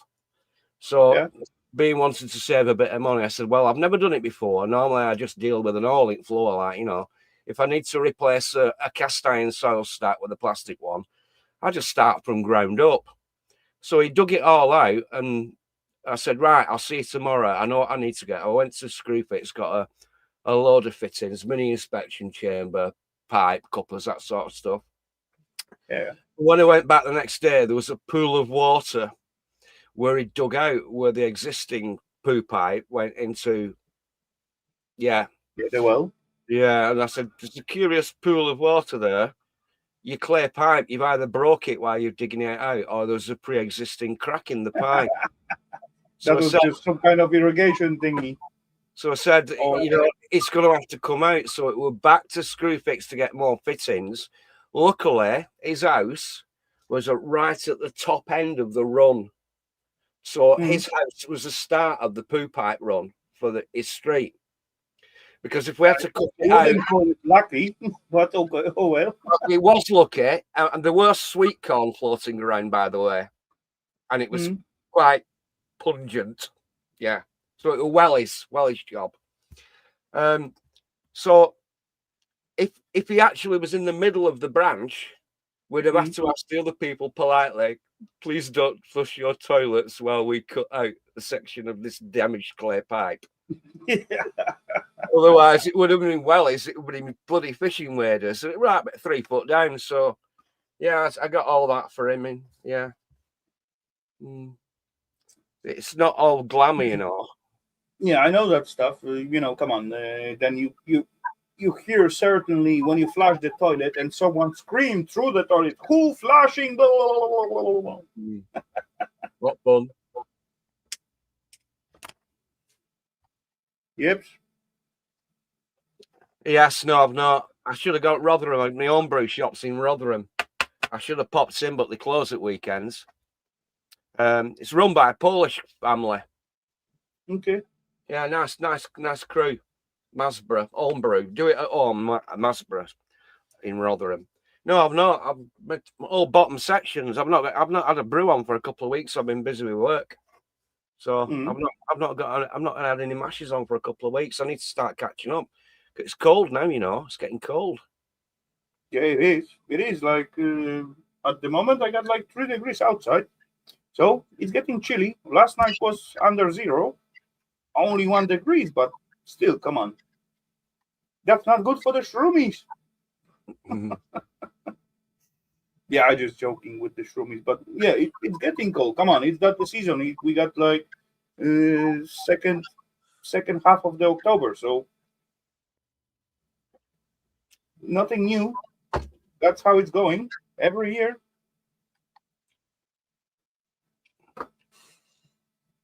Actually, now I do like that time of the season because yeah, the temperature is up to 15, and I can just work normally and not living like drop signs, drop patch behind me.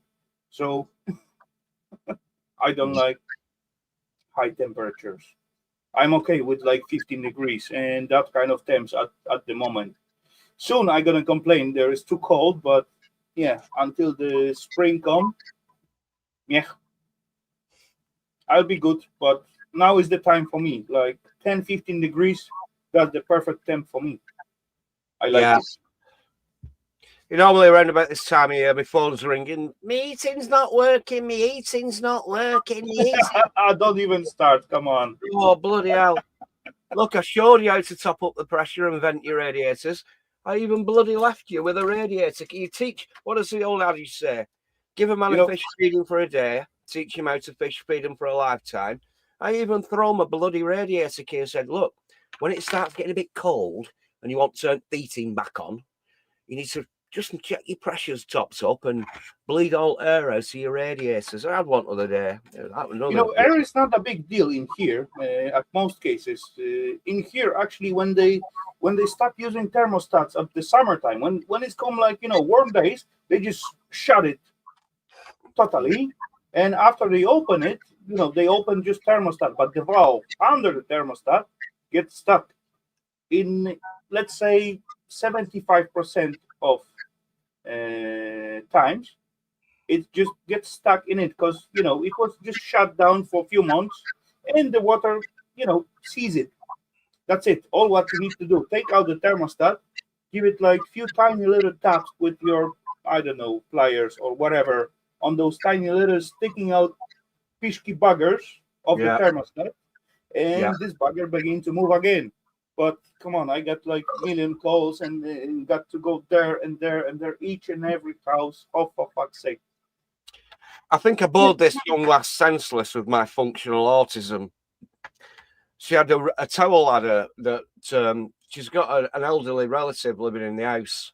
So she's eligible for carers allowance, looking after her mother. And Yeah. they're also eligible for, for grant aid and everything. So they've got a downstairs wet room with one of those, sort of toilet chairs, bathing chairs, because a mum, bless her, is like not very good on her legs, so they have to have her downstairs. And her mum sleeps downstairs, so they had a towel ladder put in by council, and they didn't do the job proper. So I said, she sent me a photograph, and that 10 milli microbore pipe, plastic microbore pipe you get. Yeah. The effective working diameter, circulating diameter of the water going through is around about 6 mil. So if you got your central, 10 mil is not much. Yeah, but once you put an insert in, it's about 6 mil. Yeah, you 10 milli, and I've noticed that they can clog up. So the first question was this: when was the last time your boiler was serviced? How old is your boiler? And she said, well, I've got the paperwork, which was good.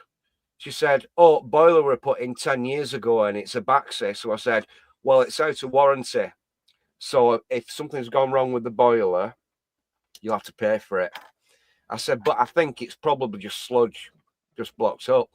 I said, what I'll do is I'll put an hose pipe on, take the radiator off, bang an hose pipe on, throw it out the door and blast it through with mains pressure from filling loop. But when I went round, I valved it off and took the valve off the other side and drained the towel ladder down. And then I put my hose pipe on and opened up the valve, and the water were blasting through on one side, so I shut it off. Went to the other side, put my hose pipe on, opened the valve, and the water were blasting through. So I thought, well, it's not blocked. It must be a balancing issue. So I went round and I said, look, it's not blocked. I said, but the water is dirty. It might be sludged up. When was the last time you put some corrosion inhibitor in? And I got that. What? I said, every 3 years you need to top up the corrosion inhibitor because radiators are made out of steel, and steel and water make sludge. I said, yeah, it does. And if there's air in the system and you don't bleed it, the rusting process accelerated. I said, I think it's a balancing issue. So what I did was I piped the radiator back up. I opened both of the valves on either side, and I left one other radiator fully open, and I went around every other radiator in the house, all 10 of them. And you know the thermostatic radiator, the manipulative valve that you can actually turn. I shut them all down, repressurized it, put the heating on, and the towel ladder was banging up. I said, it's a balancing issue. So then I had to try and second guess. Yeah, there's difference between the pressure between going in and going out through the whole building thing. Well, the thing is, if you've got a boiler here and a radiator here and you've got both valves open, it goes flying through first radiator, comes back to the boiler, crazy hot. So the boiler does one of two things. It modulates the gas down, or it shuts the gas completely off because the returning water is so hot that the boiler picks this up, and it says, modulate the gas down or turn it off until the water coming back is cold enough for the boiler to fire again. So I went round and I balanced the system, and I got every single radiator banging hot. I said, it's not a blockage. I got that issue often when actually, a forward valve, what's supposed to be mounted on the, incoming water was mounted on the outgoing, because we got like two types of valves. You mount on the incoming water to the radiator, or you can have like one on the outgoing water from the radiator. When you mix them up, or you got like two of that kind in one system, each and everyone begin to get crazy and get that kind of noise, and it sounds like someone banging with the hammer all the time on your pipes. Oh, water hammer, you get that when thermostatic valves are open and shutting quickly. You can get water hammer. Exactly. But when you got like two different kind of valves mounted in one system, that's what's causing it. At least in here, that was. On the bigger systems, we got some kind of pressure regulator that is nothing like just like both water from inlet and outlet going to one valve, and there is gummy membrane in between of them what regulate the pressure of it. And actually closing one, there is like, you got like two thermostats, two valves at the top and bottom of it, and inletting water going through the top part and outgoing through the bottom part, but they are one piece divided by gummy membrane. When there's pressure, more pressure on the bottom one, let's say outgoing, so this thingy going up and closing the valve on the top, so inletting slowing down and opposite. And yeah, that's how it works. Yeah, simple. Well, I said to her, I said, look, you've only got one thermostatic radiator valve on the system, and it's the one in your mum's bedroom, the downstairs bedroom. I said, all your other radiators don't have thermostatic valves on. I said, so this is what I recommend. What I would do is, well, yeah, it's like, the pressure's pretty regular. The pressure only ever goes up when you heat the water in the steel system. But warm water got bigger pressure than the cold water, so that's actually mix it up. Yeah, I know what you're getting on, and that's common issue. No, I don't know. I think we might be talking at cross purposes, because you can find it when you've got actually thermostatic balancing valves on hot water supplies. This is on the heating, the central heating, not on the hot tap water. But it can happen. Yeah, we talk about the heating system, not the warm water. Yeah, not the tap water. Yeah. So I said to her, I said, look, I said, you wouldn't. I mean, it's what, 5-bedroom house attic conversion. 6 bedrooms with a downstairs mother's, and as I was going around balancing the system, I noticed that there was only like her bedroom, a mother's bedroom, and another bedroom that were obviously being occupied. There were 3 bedrooms that weren't occupied, and they had a so back the reception valves room were totally shut. and a front Probably. reception room, and they were very rarely used. So I said, well, what's the point of actually heating a room if there's nobody sleeping in it or nobody using it as a dwelling space? So I said, you're probably better off putting thermostatic valves on so you can regulate the heat output per room. So she didn't have them on, but I said, it'll save you a lot of money, because why would you heat a room? I mean, if you're not in a room, if you're not occupied, thermostatic valves save you a lot, especially, we got like our thermostatic valves cannot be shut like totally. We got like from, let's say, scale from 1 to 5 or 1 to 9, whatever. But there is also like before 1, we didn't have 0. We got like a little freezing thingy, kind of like a freezer symbol. And when you go down all the way, it's not totally shut, but it is preventing to water in that radiator to freeze. So whenever temperature go below the 4 degrees, it's gonna let go some heat up through that radiator, just to prevent the froze and damage for the whole system. Yeah, I know what you're saying. So I said, like, what's the point of heating a room if you're not in it? You wouldn't have the light on if you're not in it. You don't have reason to heat it up, but you got the reason to prevent it to froze. I mean, my Mrs. Loafer, shrieks at me like a lunatic if I leave a light on. She shrieks at me. Oh, we're not made of money. That electric costs power if you leave a bloody LED light bulb on. So I say, like, if you're not in the room, why don't you fit a thermostatic radiator valve, which is like, one of these things here. Hey, come on, I still remember like living like 100 watts bulb running all through the night just to stop freezing the pipes in some kind of heating rooms. Yeah, but a 100-watt bulb can turn with an LED. If you've got a 100-watt bulb in a light in a room, if you've got an LED in there, equivalent, it's taking a fraction of the wattage power for the same amount of illumination. That's why people don't use bulbs anymore. Yeah, but come on, it wasn't about illumination. It was about heat. They're all LEDs. They're all LEDs now. We've gone to LED. Doesn't matter. The price of electricity has fucking gone through the roof, whether you actually use an old-fashioned halogen. No, but come on, there was like installation with like extra bulb hanging next to the pipes just to prevent them from freeze at the winter time. Just in case. Anyway. Come on, how you raise your chickens at early days? You just put the bulbs to warm them up, right?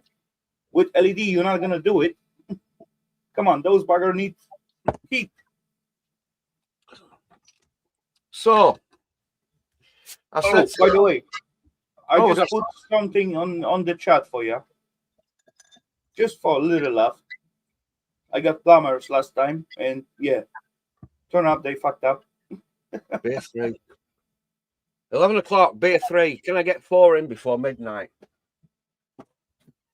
I'm 5 after midnight. Too late.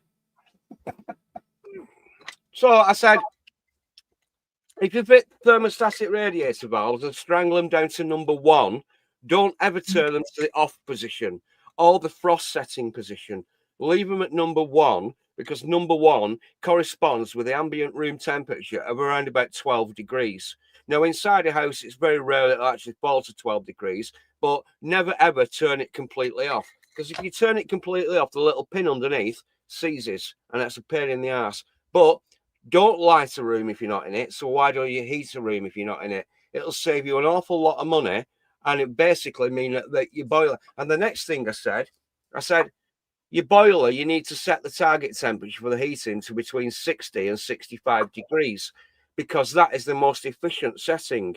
Because the boiler, if you set it at the target temperature lower, it's firing up, shutting down, firing up, shutting down, firing up, shutting down, firing up, shutting down, firing up. The idea, more than 60 degrees. you want to get it to be ticking over just nice.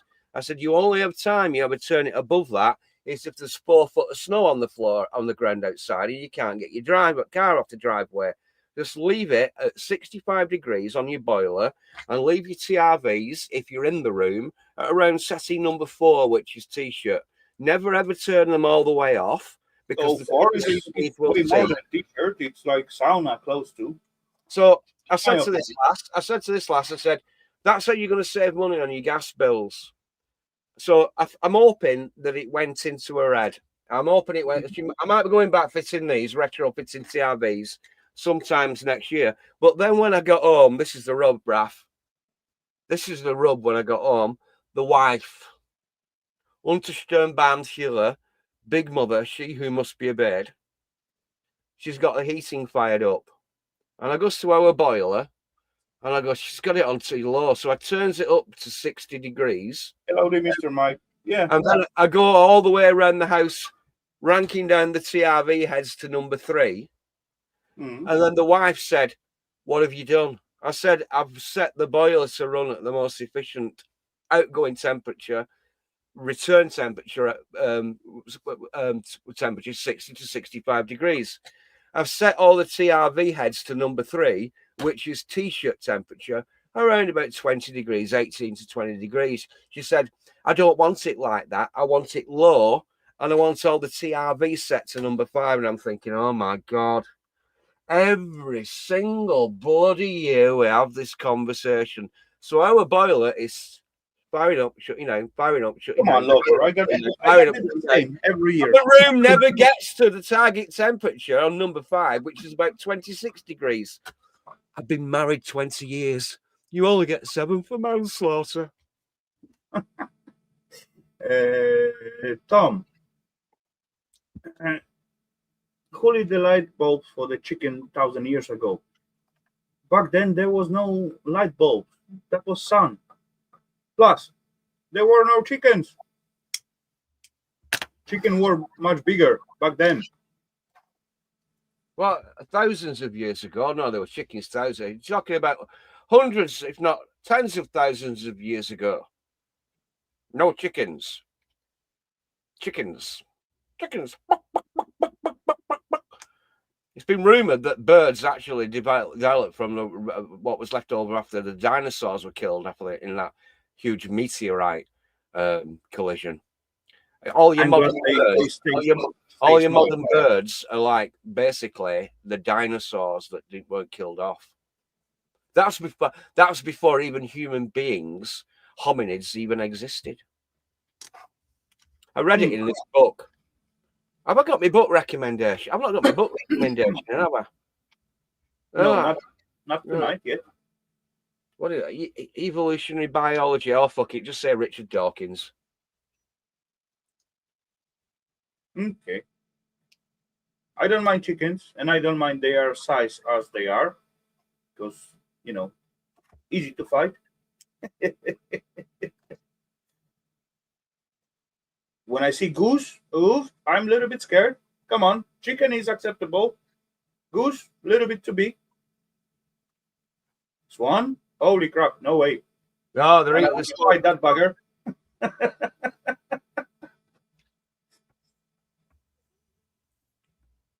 Emu? Strauss? Nope. I not come close. I gonna run.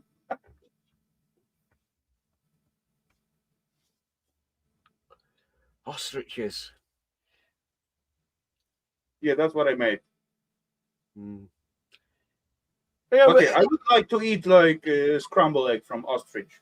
1 egg will be enough for me, definitely. Keep me going all week. That's more than enough. I'm gonna eat it for 2 days at least.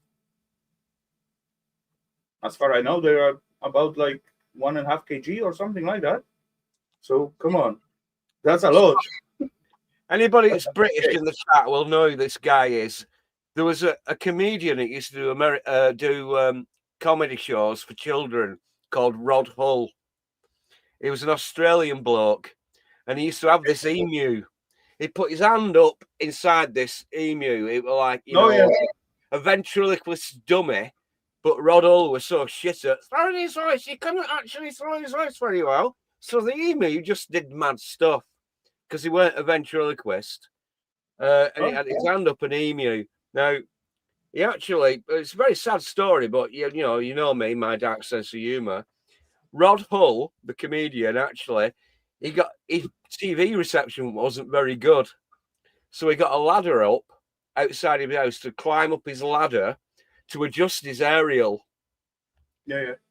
And he fell off his ladder and tragically he died. And now, when you're climbing a ladder, you should always have 2 points or at least 1 point of contact. Both feet with one hand. Well, if you're adjusting an aerial with one hand and you've got your other hand stuffed up an emu, it's perhaps not a good idea to climb a ladder. Rest in peace, Rod Hull. Hey, come on! Actually, there was plenty comedians what actually die on the stage. Tommy Cooper was performing, and people thought that is the part of the show, and certainly, hey, he didn't stand up for a while. Hey, there's something wrong with it. And before they get into them, like medics or whatever stuff, it was too late. Tommy Cooper died on stage. British comedian Tommy Cooper from the 70s, 60s, and 70s. Big in that time period. He died on stage. When you say a comedian dies, it means that they're not getting a laugh.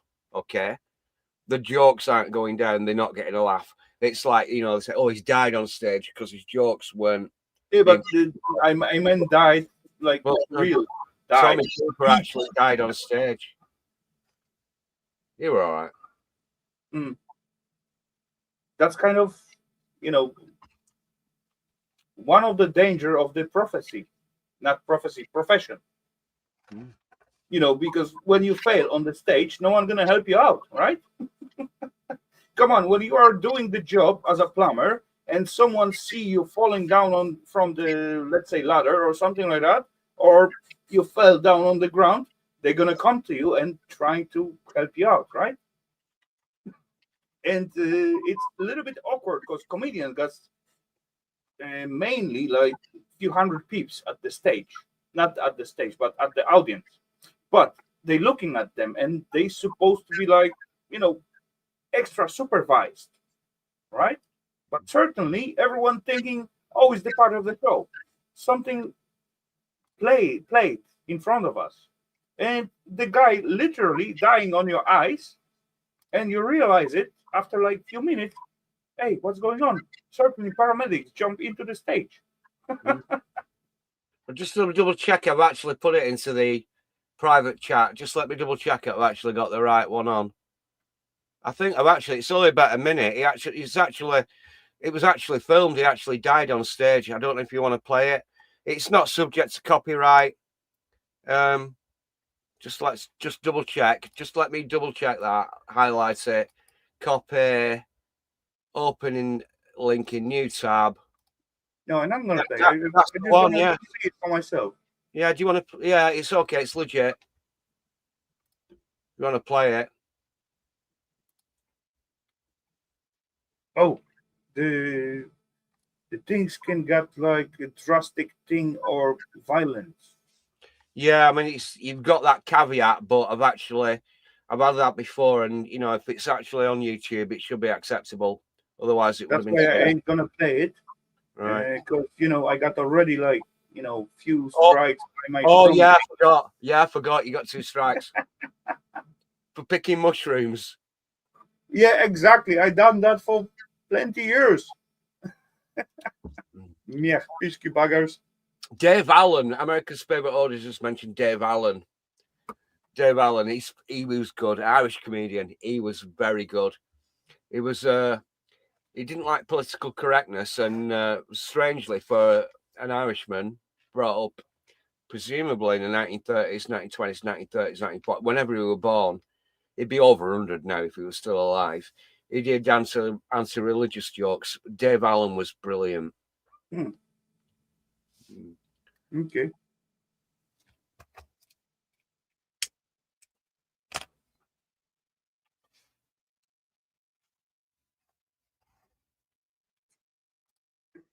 Political jokes. These days, political jokes.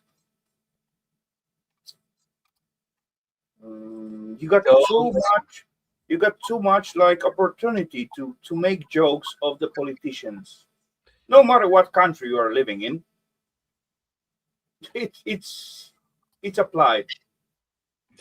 Too easy to catch out their lies and their little plays, and it's not even funny anymore.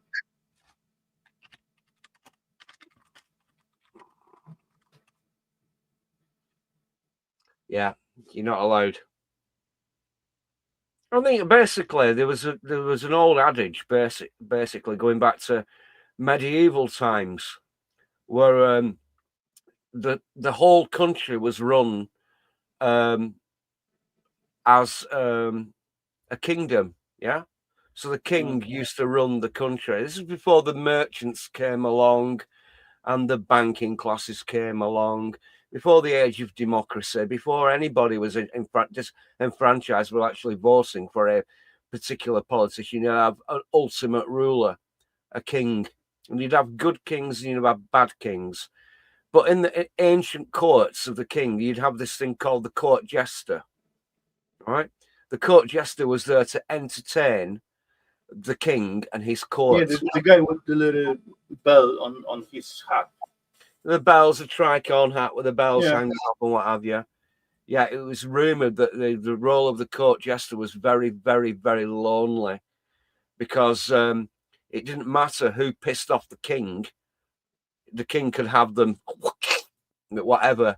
But if they ever went for the court jester, they knew that the king was desperate, because the only way that you can actually prick pomposity is to joke about things. Yeah, it was a very lonely existence, the court jester. That's where the comedian comes out. They can have laugh of our rulers, and yeah, that's long story, but true. Yeah. In the court of the tyrant, the only person that could speak truth to power was the court jester. Where do I get this fucking shit from? I've had 3 beers. I'll have another one before I go to bed. Don't worry. Okay.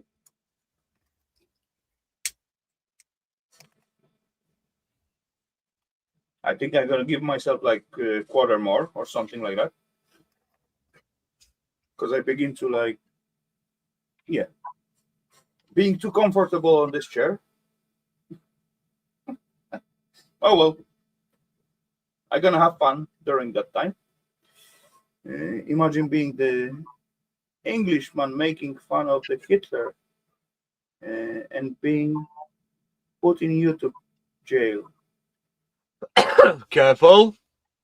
Exactly. I just already said that password. Yeah. Too loud and clear. I know what you're talking about there as well. I know a Scotsman that made fun of the. Don't say, Raf, you're not allowed to say. You have to say the failed Austrian painter, the mid-century. Yeah. On YouTube, you're not allowed yeah, I know. You're not allowed to mention Mustache Man. Okay. You know, I didn't. I just read the comments. That's why. Come on, harder. It's all right. Put me in that position.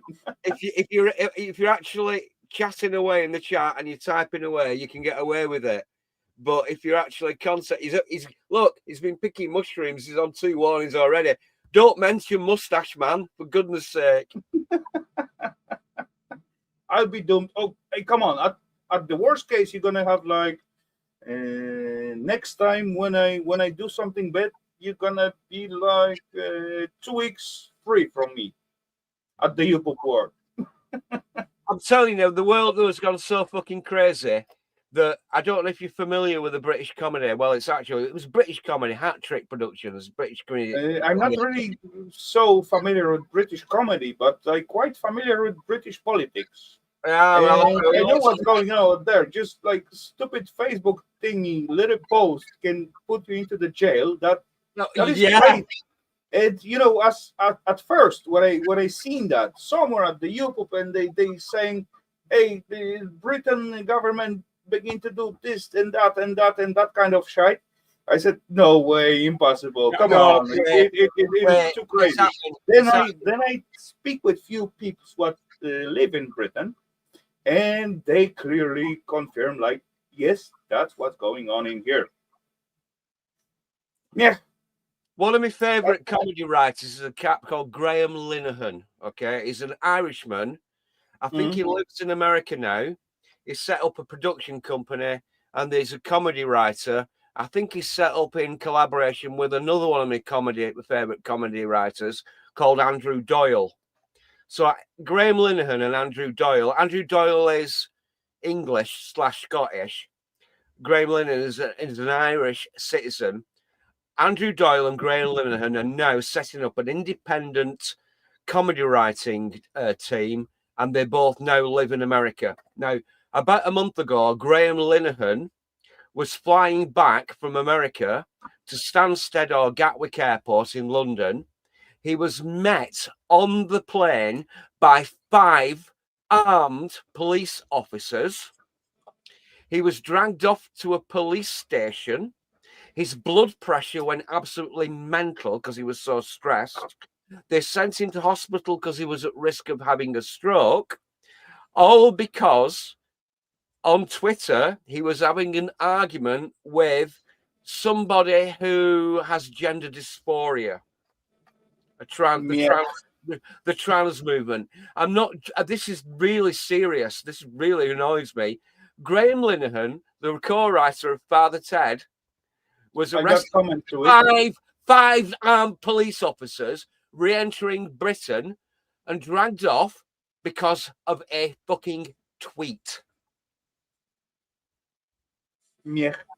I got comment to it, but before that, I'm gonna say answer to the comment of Tom. I already have like 2 weeks free of Rafal, and nothing happening. See, you're lucky then, Tom, because you are not addicted yet.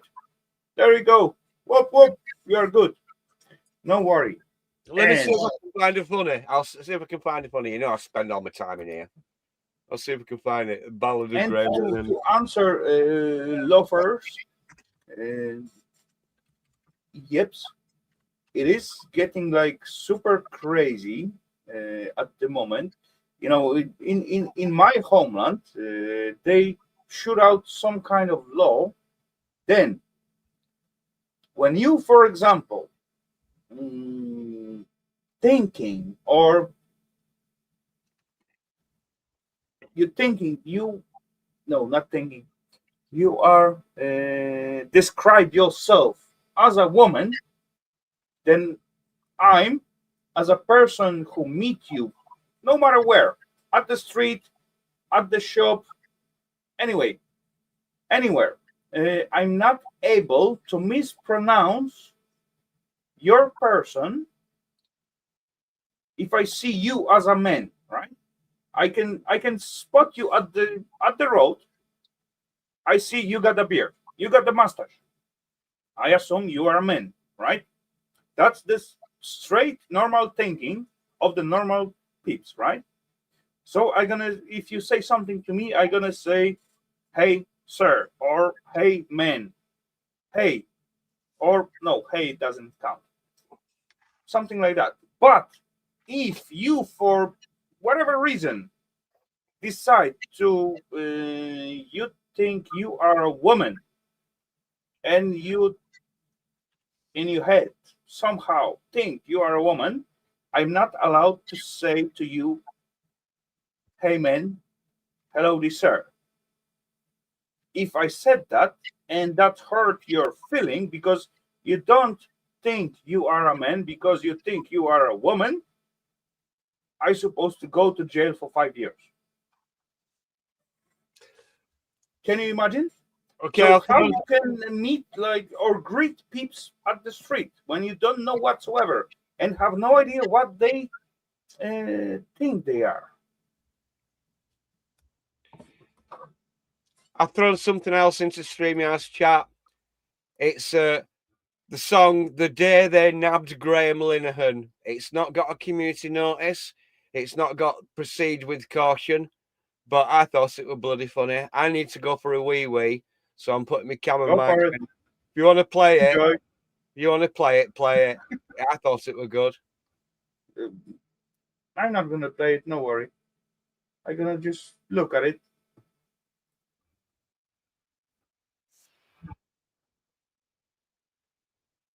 No. Okay. I'm gonna hold it for later on. Meh. But the laws in the EU, actually EU, it's still like kind of not really acceptable, but weird at most. But UK laws, it's getting crazy as far I know.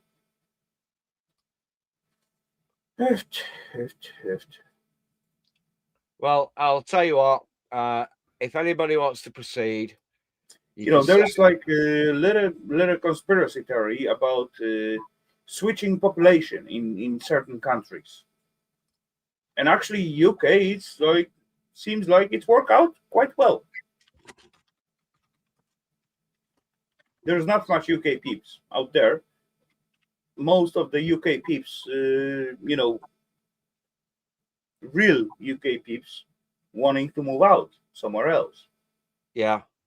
I do see plenty peeps moving to my homeland, actually. UK peeps with the families and everything, and they enjoying it.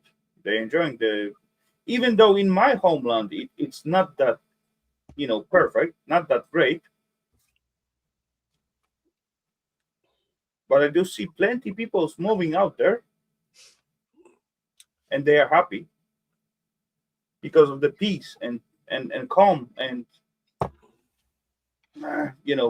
they still doesn't realize how the politics really work out there, but yeah, they're gonna realize that in, let's say, 5 years or something like that. It's all screwed up. Britain is fucked. I know a guy that's actually he's gone through a marriage, he's divorced, he's got 2 adult kids, he's financially reasonably well off. Regrettably, his old mum, she apparently she had dementia. She actually passed away about 2 weeks ago, and I've been in correspondence with the guy for the last 3 years, and he's actually decided he's moving to Hungary. He's bought a house in Hungary. He's getting out of London. He's getting out of London. He's actually moving. Now his mum's passed away, which is sad in and as itself. He's not got any commitments. His children are grown up. Whatever his ex-wife is doing, he doesn't give a shit. And he's actually moving out to Hungary. He's had enough. He's leaving the United Kingdom. He's getting the fuck out of here. According to the conspiracy theory, Hungary it's gonna be quite safe region if the big mess come out to the world.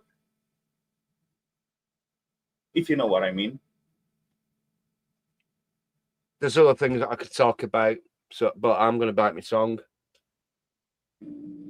Up yours. I'm UK. It's not that bad. Northeast. Okay, if you say so. Come on. Not in every country got the good spot and wrong spot and bad spot. I just talking generally. I never been in UK. I never lived in UK. I only my opinion only comes from the peeps what I know what live in there, and I never gonna say UK is bad country to live in. I never gonna say any other country is bad to live in because I cannot prove it, right? But anyway, welcome up yours. So that's a new name as I see. So welcome. And we're talking about the conspiracy theory. So don't take it like super personal or whatever. But yeah, in official news, what we can read or listen, there's plenty fucked up stuff.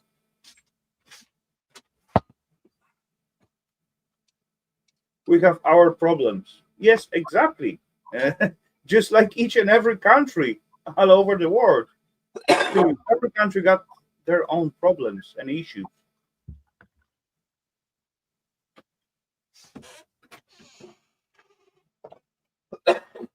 It's all about when you actually checking out the news from your homeland and the news from your place where you live in, and then you compare it together, and then there's coming like conspiracy theory, what is like fun to talk about, and yeah, then it's like prophecies and all that kind of fun stuff. It is fun. It is fun to listen. None of it may be true, may be real, but come on, it's just fun. Don't take it like real. I'm shy. Can I sit in the corner, I'm please? just intrigued who the pentagram up yours might be, because I know that people on different social media platforms use multiple accounts. And when one stream shuts down, if you're actually in private correspondence or direct messaging with somebody else, I'm wondering who the fucking hell up yours is. Now, if it is who I may suspect it with, just DM me. Yeah. I'll just say one thing. I was Thank you for making me. I was lurking in Duke's earlier. I don't know. You know, There's different the accounts. self icon with the pentagram. Shoot up first warning, but come on. As far the person doesn't say anything, but I'm okay with it. I guess. I don't know if people caught with mobile phones. I mean, I've got one of these things. I can have like 5 or 6 windows open at the same time. So, no, So I'm that not. was you, or what? No, don't do DMs. Welcome to my world, up yours. I'm an idiot as well. Instant idiot. Just have beer. Yeah, I just seen that. Yeah. Do you reckon it's Ian with the pentagram? It's so fucking confusing. But come on, there is David Star and pentagram.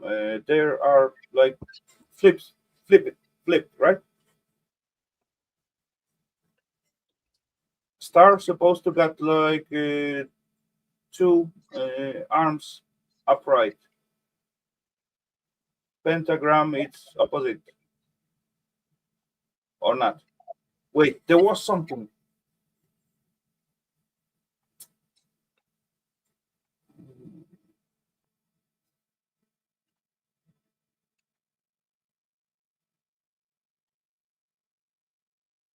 Is the right way up?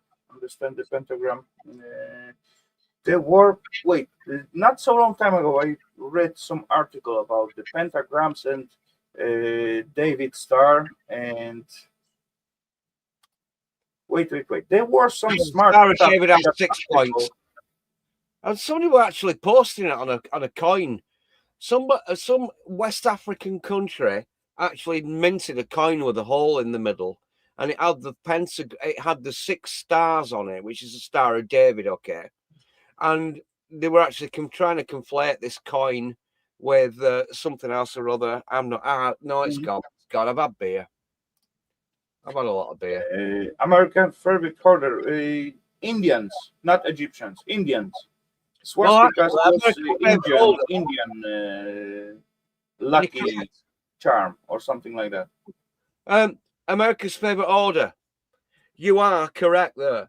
The swastika is a very old pagan symbol. It's also a very old Egyptian and also a very old Indian symbol. The can we say the swastika? It actually is very old, and it goes back thousands and thousands and thousands of years, and it precursored Mustache Man. Yeah. Oh, that was. In fact, actually, there is a swastika stone. There's a swastika carved onto a very old Neolithic stone on Ilkley Moor, which is around about, let me get me right, around about 60 miles that way. It's about 4,000 years old. That way, there's a swastika carved onto Ilkley Moor. If you go to the Slavs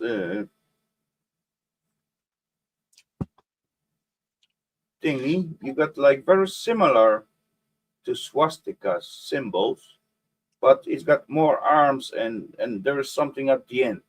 It almost look like a wheel with the blades. Yeah.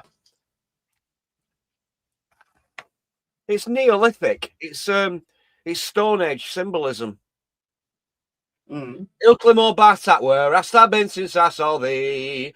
On Ilkley Moor Batat. Oh, way before Christianity. But anyway, I need refill, so be right back, peeps. Are you going for a wee? All right. I'll regale people with my singing. Where hast thou been since I saw thee?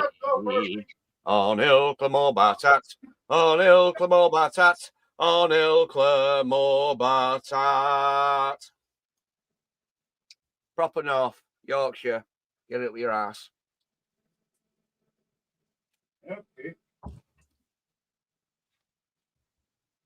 I've been courting Mary Jane on Ilkley Moor Batat. I've been courting Mary Jane. I've been courting Mary Jane on Ilkley Moor Batat. On Ilkley Moor Batat. On Ilkley Moor Batat. Oh, he's coming back. Holy crap, holy, I just been out for 30 seconds. Loafer saying, and we just dropped down from 17 to 10 pips. Holy crap, holy. You got like an awesome charm in your singing, buddy. Oh well, never mind.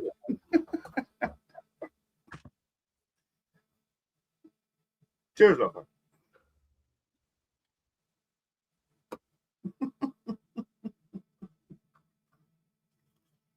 I'll just put it in there. Yeah. There was a bloke, Pete North, Northern Variant. He posted, I follow him on Twitter. He was arrested at 3 o'clock in the morning by the police because he posted something political about a prescribed terrorist organisation. A prescribed terrorist organisation in the United Kingdom. The police went and arrested him. This you could not get crazier police in UK though doing at the moment. You know, as far you know, people's gonna raise up, and you know, people raising up. That's already happening at the UK. But as far police join the peeps instead of taking them down, nothing gonna change or nothing gonna happen. And as I believe I said that earlier. What? Okay.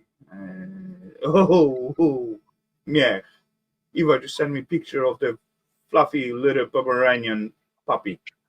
Yeah. I've just got it up on Twitter. Peter North, aka Northern Variant. Here is North Yorkshire Police's hate crime snatch squad taking me in for tweeting a fuck Hamas meme.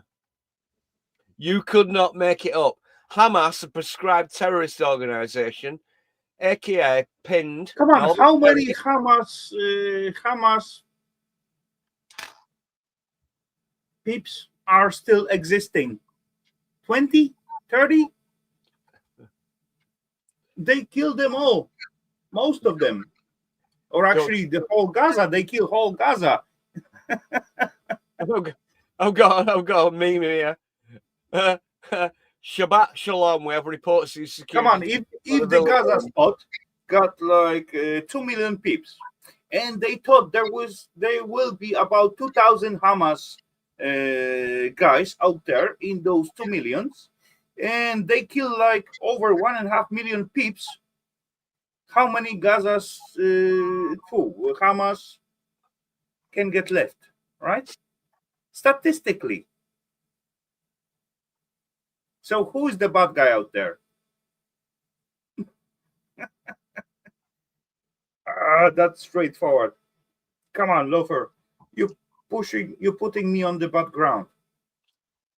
It's not for YouTube, mate. Sorry, it's not for YouTube. Can't say. You know, yeah, you're right. It's not for YouTube, but as you pushing that subject, it's just coming out by itself.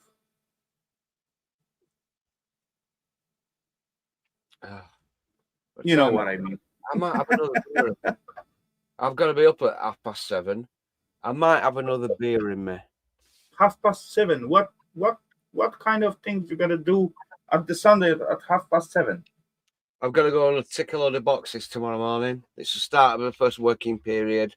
I've got to go. For fuck's sake, I just think you're gonna say I'm gonna go to church. No. I'm joking. Come on. Look, don't get me started on religion. I'm an atheist. I don't believe in God. I think it doesn't matter. That was just joke. Come on. It's all a load of bollocks. But if my son actually started going to church tomorrow and sincerely believed in God, I'd zip it. It's nothing but to going to the church, right? But the thing is, if you go to the church nowadays, have you seen the new Archbishop of Canterbury? Nope.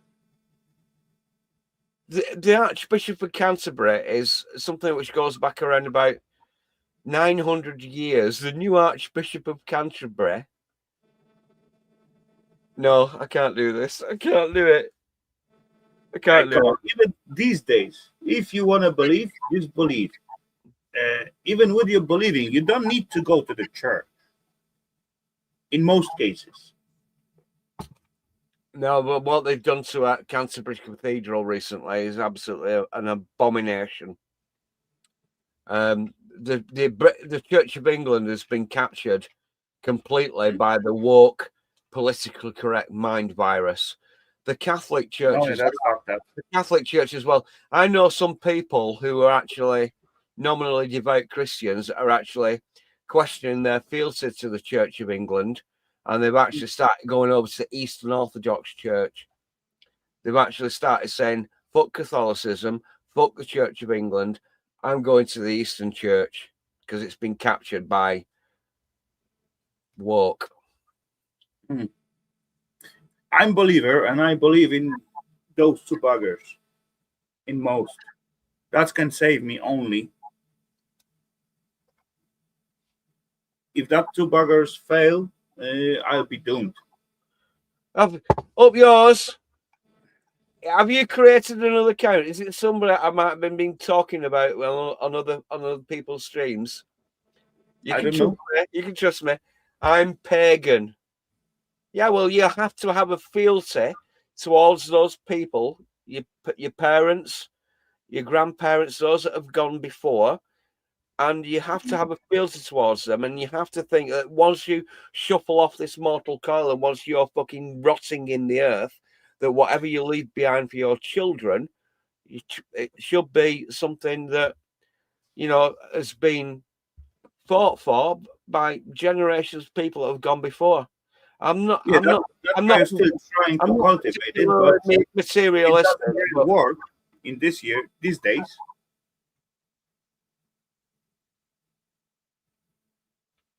Yeah, that's how it is. No, I don't believe in God. I would like to have guardian up there to save me every time when I'm in trouble, but believe me or not, there's no one. When I get in trouble, I got to go out from it by myself. So that's why I believe in this one and this one. That's the only thing what take me out from the trouble. I've never seen up yours come in here before. Who is up yours? I think you just playfully trolling. You've had a lot of beer. I'll give you that. Okay.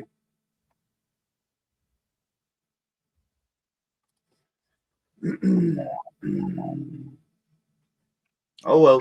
Anyway, Lover, how much beer we got left?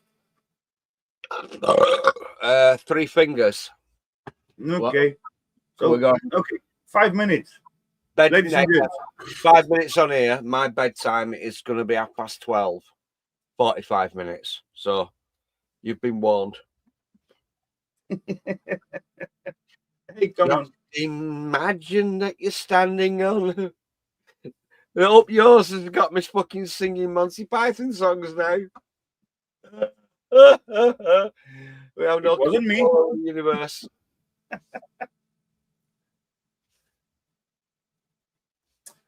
I'm going for beer and Guinness. Enjoy. What is it? Monty Python's Universe song. I know a man whose books I've read a lot. Don't tell his brother Peter. He's already sent me to the naughty step over something else. But Christopher Hitchens could sing the Universe song by Monty Python. No, it wasn't. It was a philosopher's song. It was a philosopher's song. Okay. Yeah, I like Christopher Hitchens. And I like his brother Peter as well, but for different reasons. I'm not going to my bookshelf. I've already mentioned one book. What book did I mention? I can't even fucking remember it now. Yeah, you did. I like books. Solars, good night, darling. Take care, Solars. Have a good one. Night, night.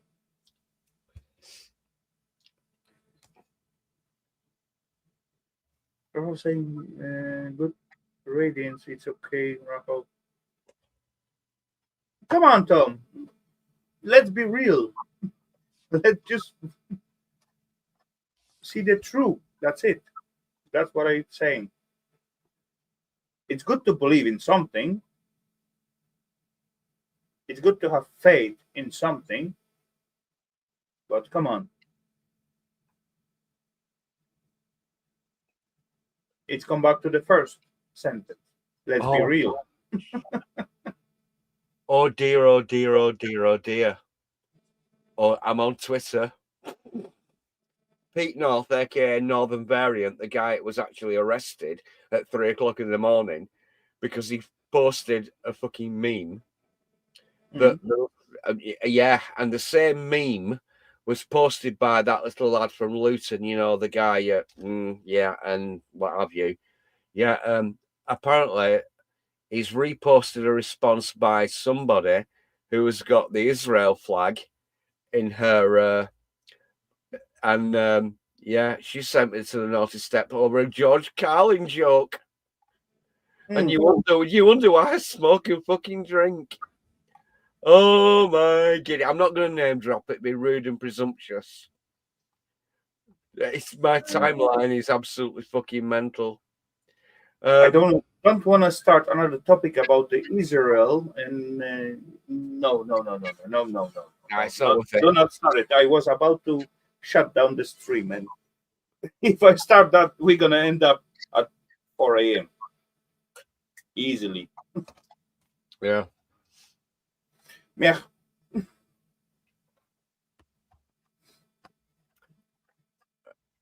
Oh well. Anyway, there is like plenty topic to talk about, but actually self YouTube and self platform not allowing to talk about certain stuff. No, you got to be careful on YouTube. You've really got to be careful. Like my last Shroomy videos. Come on, that was the same videos as I used to do like since last 3 or 5 years, right? And certainly it was unacceptable to the YouTube. So, I get complaint from the YouTube. I said, okay, fine. Maybe I show something else, something what I'm not supposed to. And then I look through it. They give me like exactly timestamp of the video. I look at this room where I show at the moment. I didn't put any info about this room, but they say that's control stuff or something like that. Not what you're supposed to show up. So I cut it out and post the video again. Then I got the second strike. because they find out another shroom later on the video. What I show like million times in earlier videos. Meh, fishky buggers. I got the time limit to 20th of November, something like that. I got like million shroomies vids recorded and ready to go, but I'm not publishing it because it's going to take me down for another 2 weeks, right? Today's I went for the shroomies. I come with like tiny little bit on the basket. Week ago I come with the half basket. 2 weeks ago I come with the full basket. Holy crap! Holy, I got millions shroomies vids to show up and share with the peeps. But meh, pishki you poop.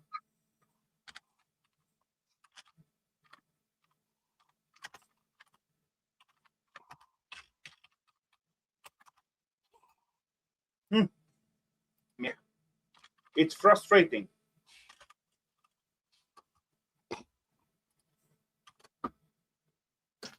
There is no issue when I going around in the city and pick up something from the trash, like grill or juicer.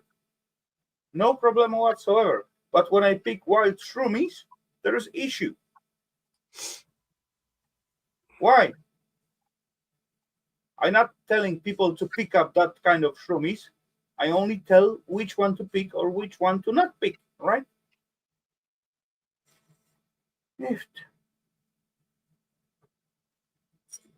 And those what I pick, I ate. Come on, I'm still here. Am I wrong to pick the shroomy? Nope, I don't think so. I will even pick the red one with the dots because they are edible.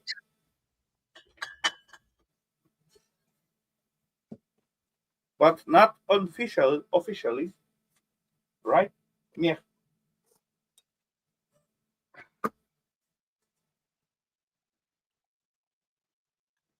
There's certain things that you were allowed to discuss on YouTube 5 years ago. We're not allowed to discuss on YouTube. Yeah, actually, YouTube is quite picky because they go to the certain topics and certain subjects into the topics. And when they spot like one little password on the topic, everything is like going down straight away. No matter if it's like in the like background or something, one sentence, boom, keyword.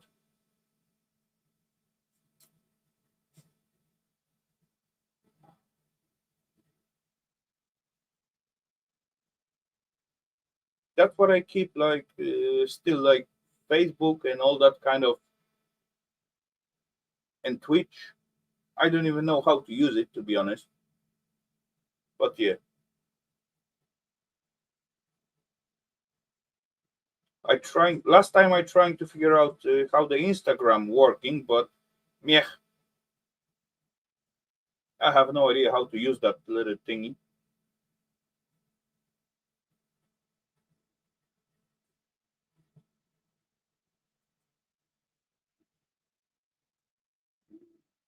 Deal with them. What edible? Yeah, what edible? Yeah, I showing you shrooms. I go into the woods showing shrooms and saying this is edible for sure, and this one I don't know. This one definitely do not eat. It's gonna kill you. This one gonna make you sick. This one gonna whatever. Meh.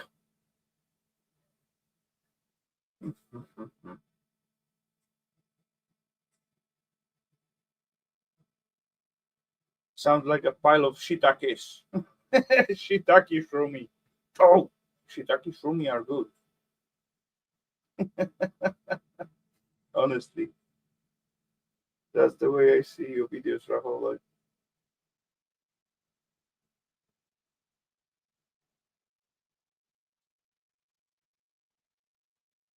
thank you, Kevin.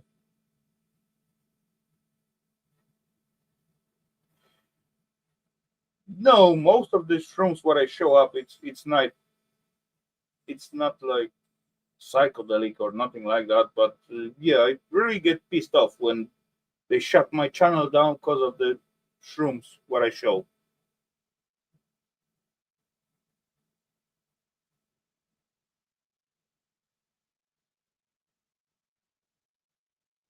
Yeah, that really pissed me off a little bit.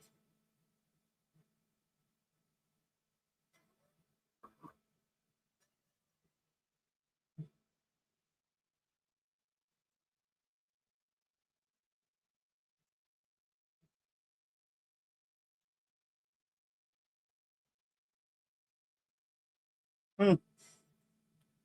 Oh well, Tom. Yeah, there's everywhere. So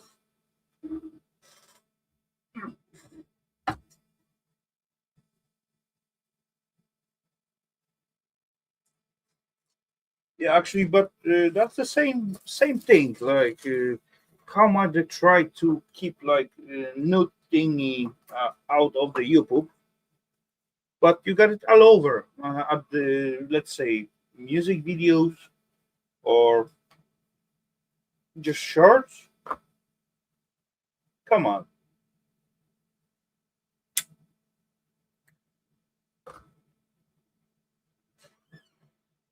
the peeps who trying to share the like little bit of information with like, let's say, little bit interesting way, they get banned for sharing their knowledge, right? That's stupid, totally stupid.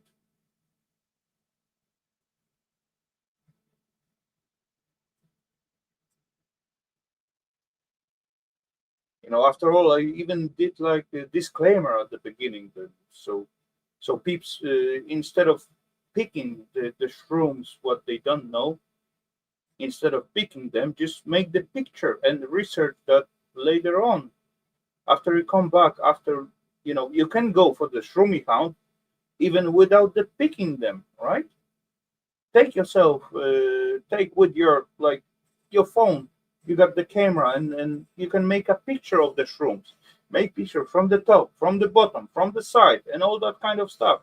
And later on, spend like few hours at home after you come back from, like, let's say, shroomy hound, even without picking them, a few hours to researching to find out what kind of the shroomy it was. And next time when you spot the shroom and you are 100% sure that's the edible shroom, you are safe to grab it or gather it, right? If not, if you don't want to like grab it or you are not sure, just make, let's say, 5, 10 pictures and try to research it later on at home. Then you will be safe. You're not gonna eat like poison shroomy. You're gonna research the shroom from the pictures and all that kind of stuff. You're gonna learn that way. You can go for the shroomy hunt even without picking the shrooms. Just make the pictures, and it's gonna be fun because you're gonna, let's say, you will not gather tons of shrooms, but you will find them. It's all about the finding them and finding the spots where that kind of shroom grows, because that it's like involving that kind of woods or trees what growing up there, that's going to grow certain types of shrooms. That's what it's all about, to having like a little bit of knowledge where they supposed to grow. When you find the shroom what not supposed to grow in that certain area or with that kind of trees, you're not going to gather that shroom because that's going to be weird. It's going to be like some kind of, I don't know, fake shrooms, or maybe even poison one who trying to look like the shrooms what you supposed to gather. Physics and sound chemistry works. Yes, exactly, Kevin. You can use Google Lens. Google Lens is not 100% sure, but as I check it out, I did check it out myself a few times. It does decent result. definitely it's got decent result, depending of the picture and all that kind of stuff. But yeah, I would not trust it 100%. But yeah, Google Lens can give you some idea.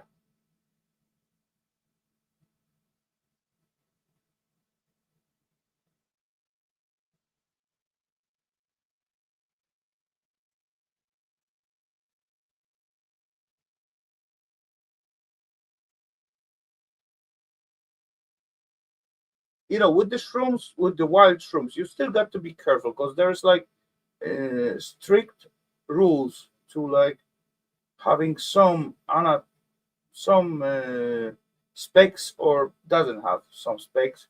And either this bugger look like it's supposed to be this one, it's missing one little thing. Like last time I found on some parasol shrooms, and it look awesome, it smell nice, but it got missing like little thing at the stump. And I said, nope, I'm not gonna take this bugger because it's missing this one most uh,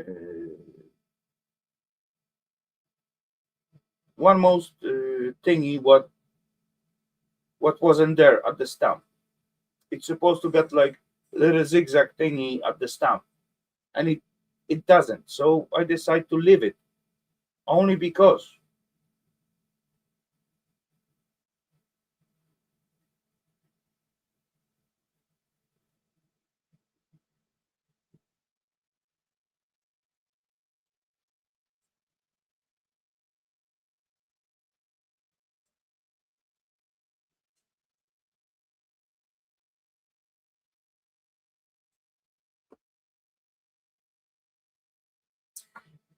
Oof. Okay, so my nephew has master degree in biochemistry, functionally autistic now.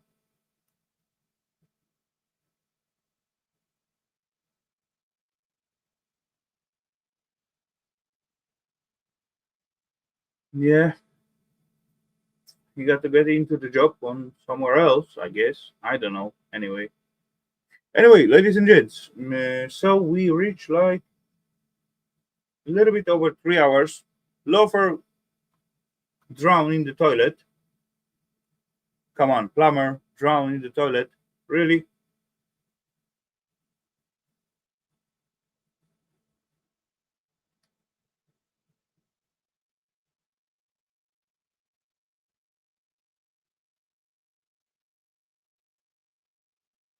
Anyway, I believe I'm gonna end it up at the moment. So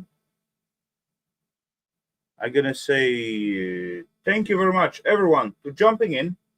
Hope you got like a little bit of fun of our yapping, me and Loafer, and I hope you got like a little fun during the scrap show earlier on. And yeah, so ladies and gents, thank you very much, and see you at the next one. Cheers, peeps. Have a good one. Bye, all. And then, boom.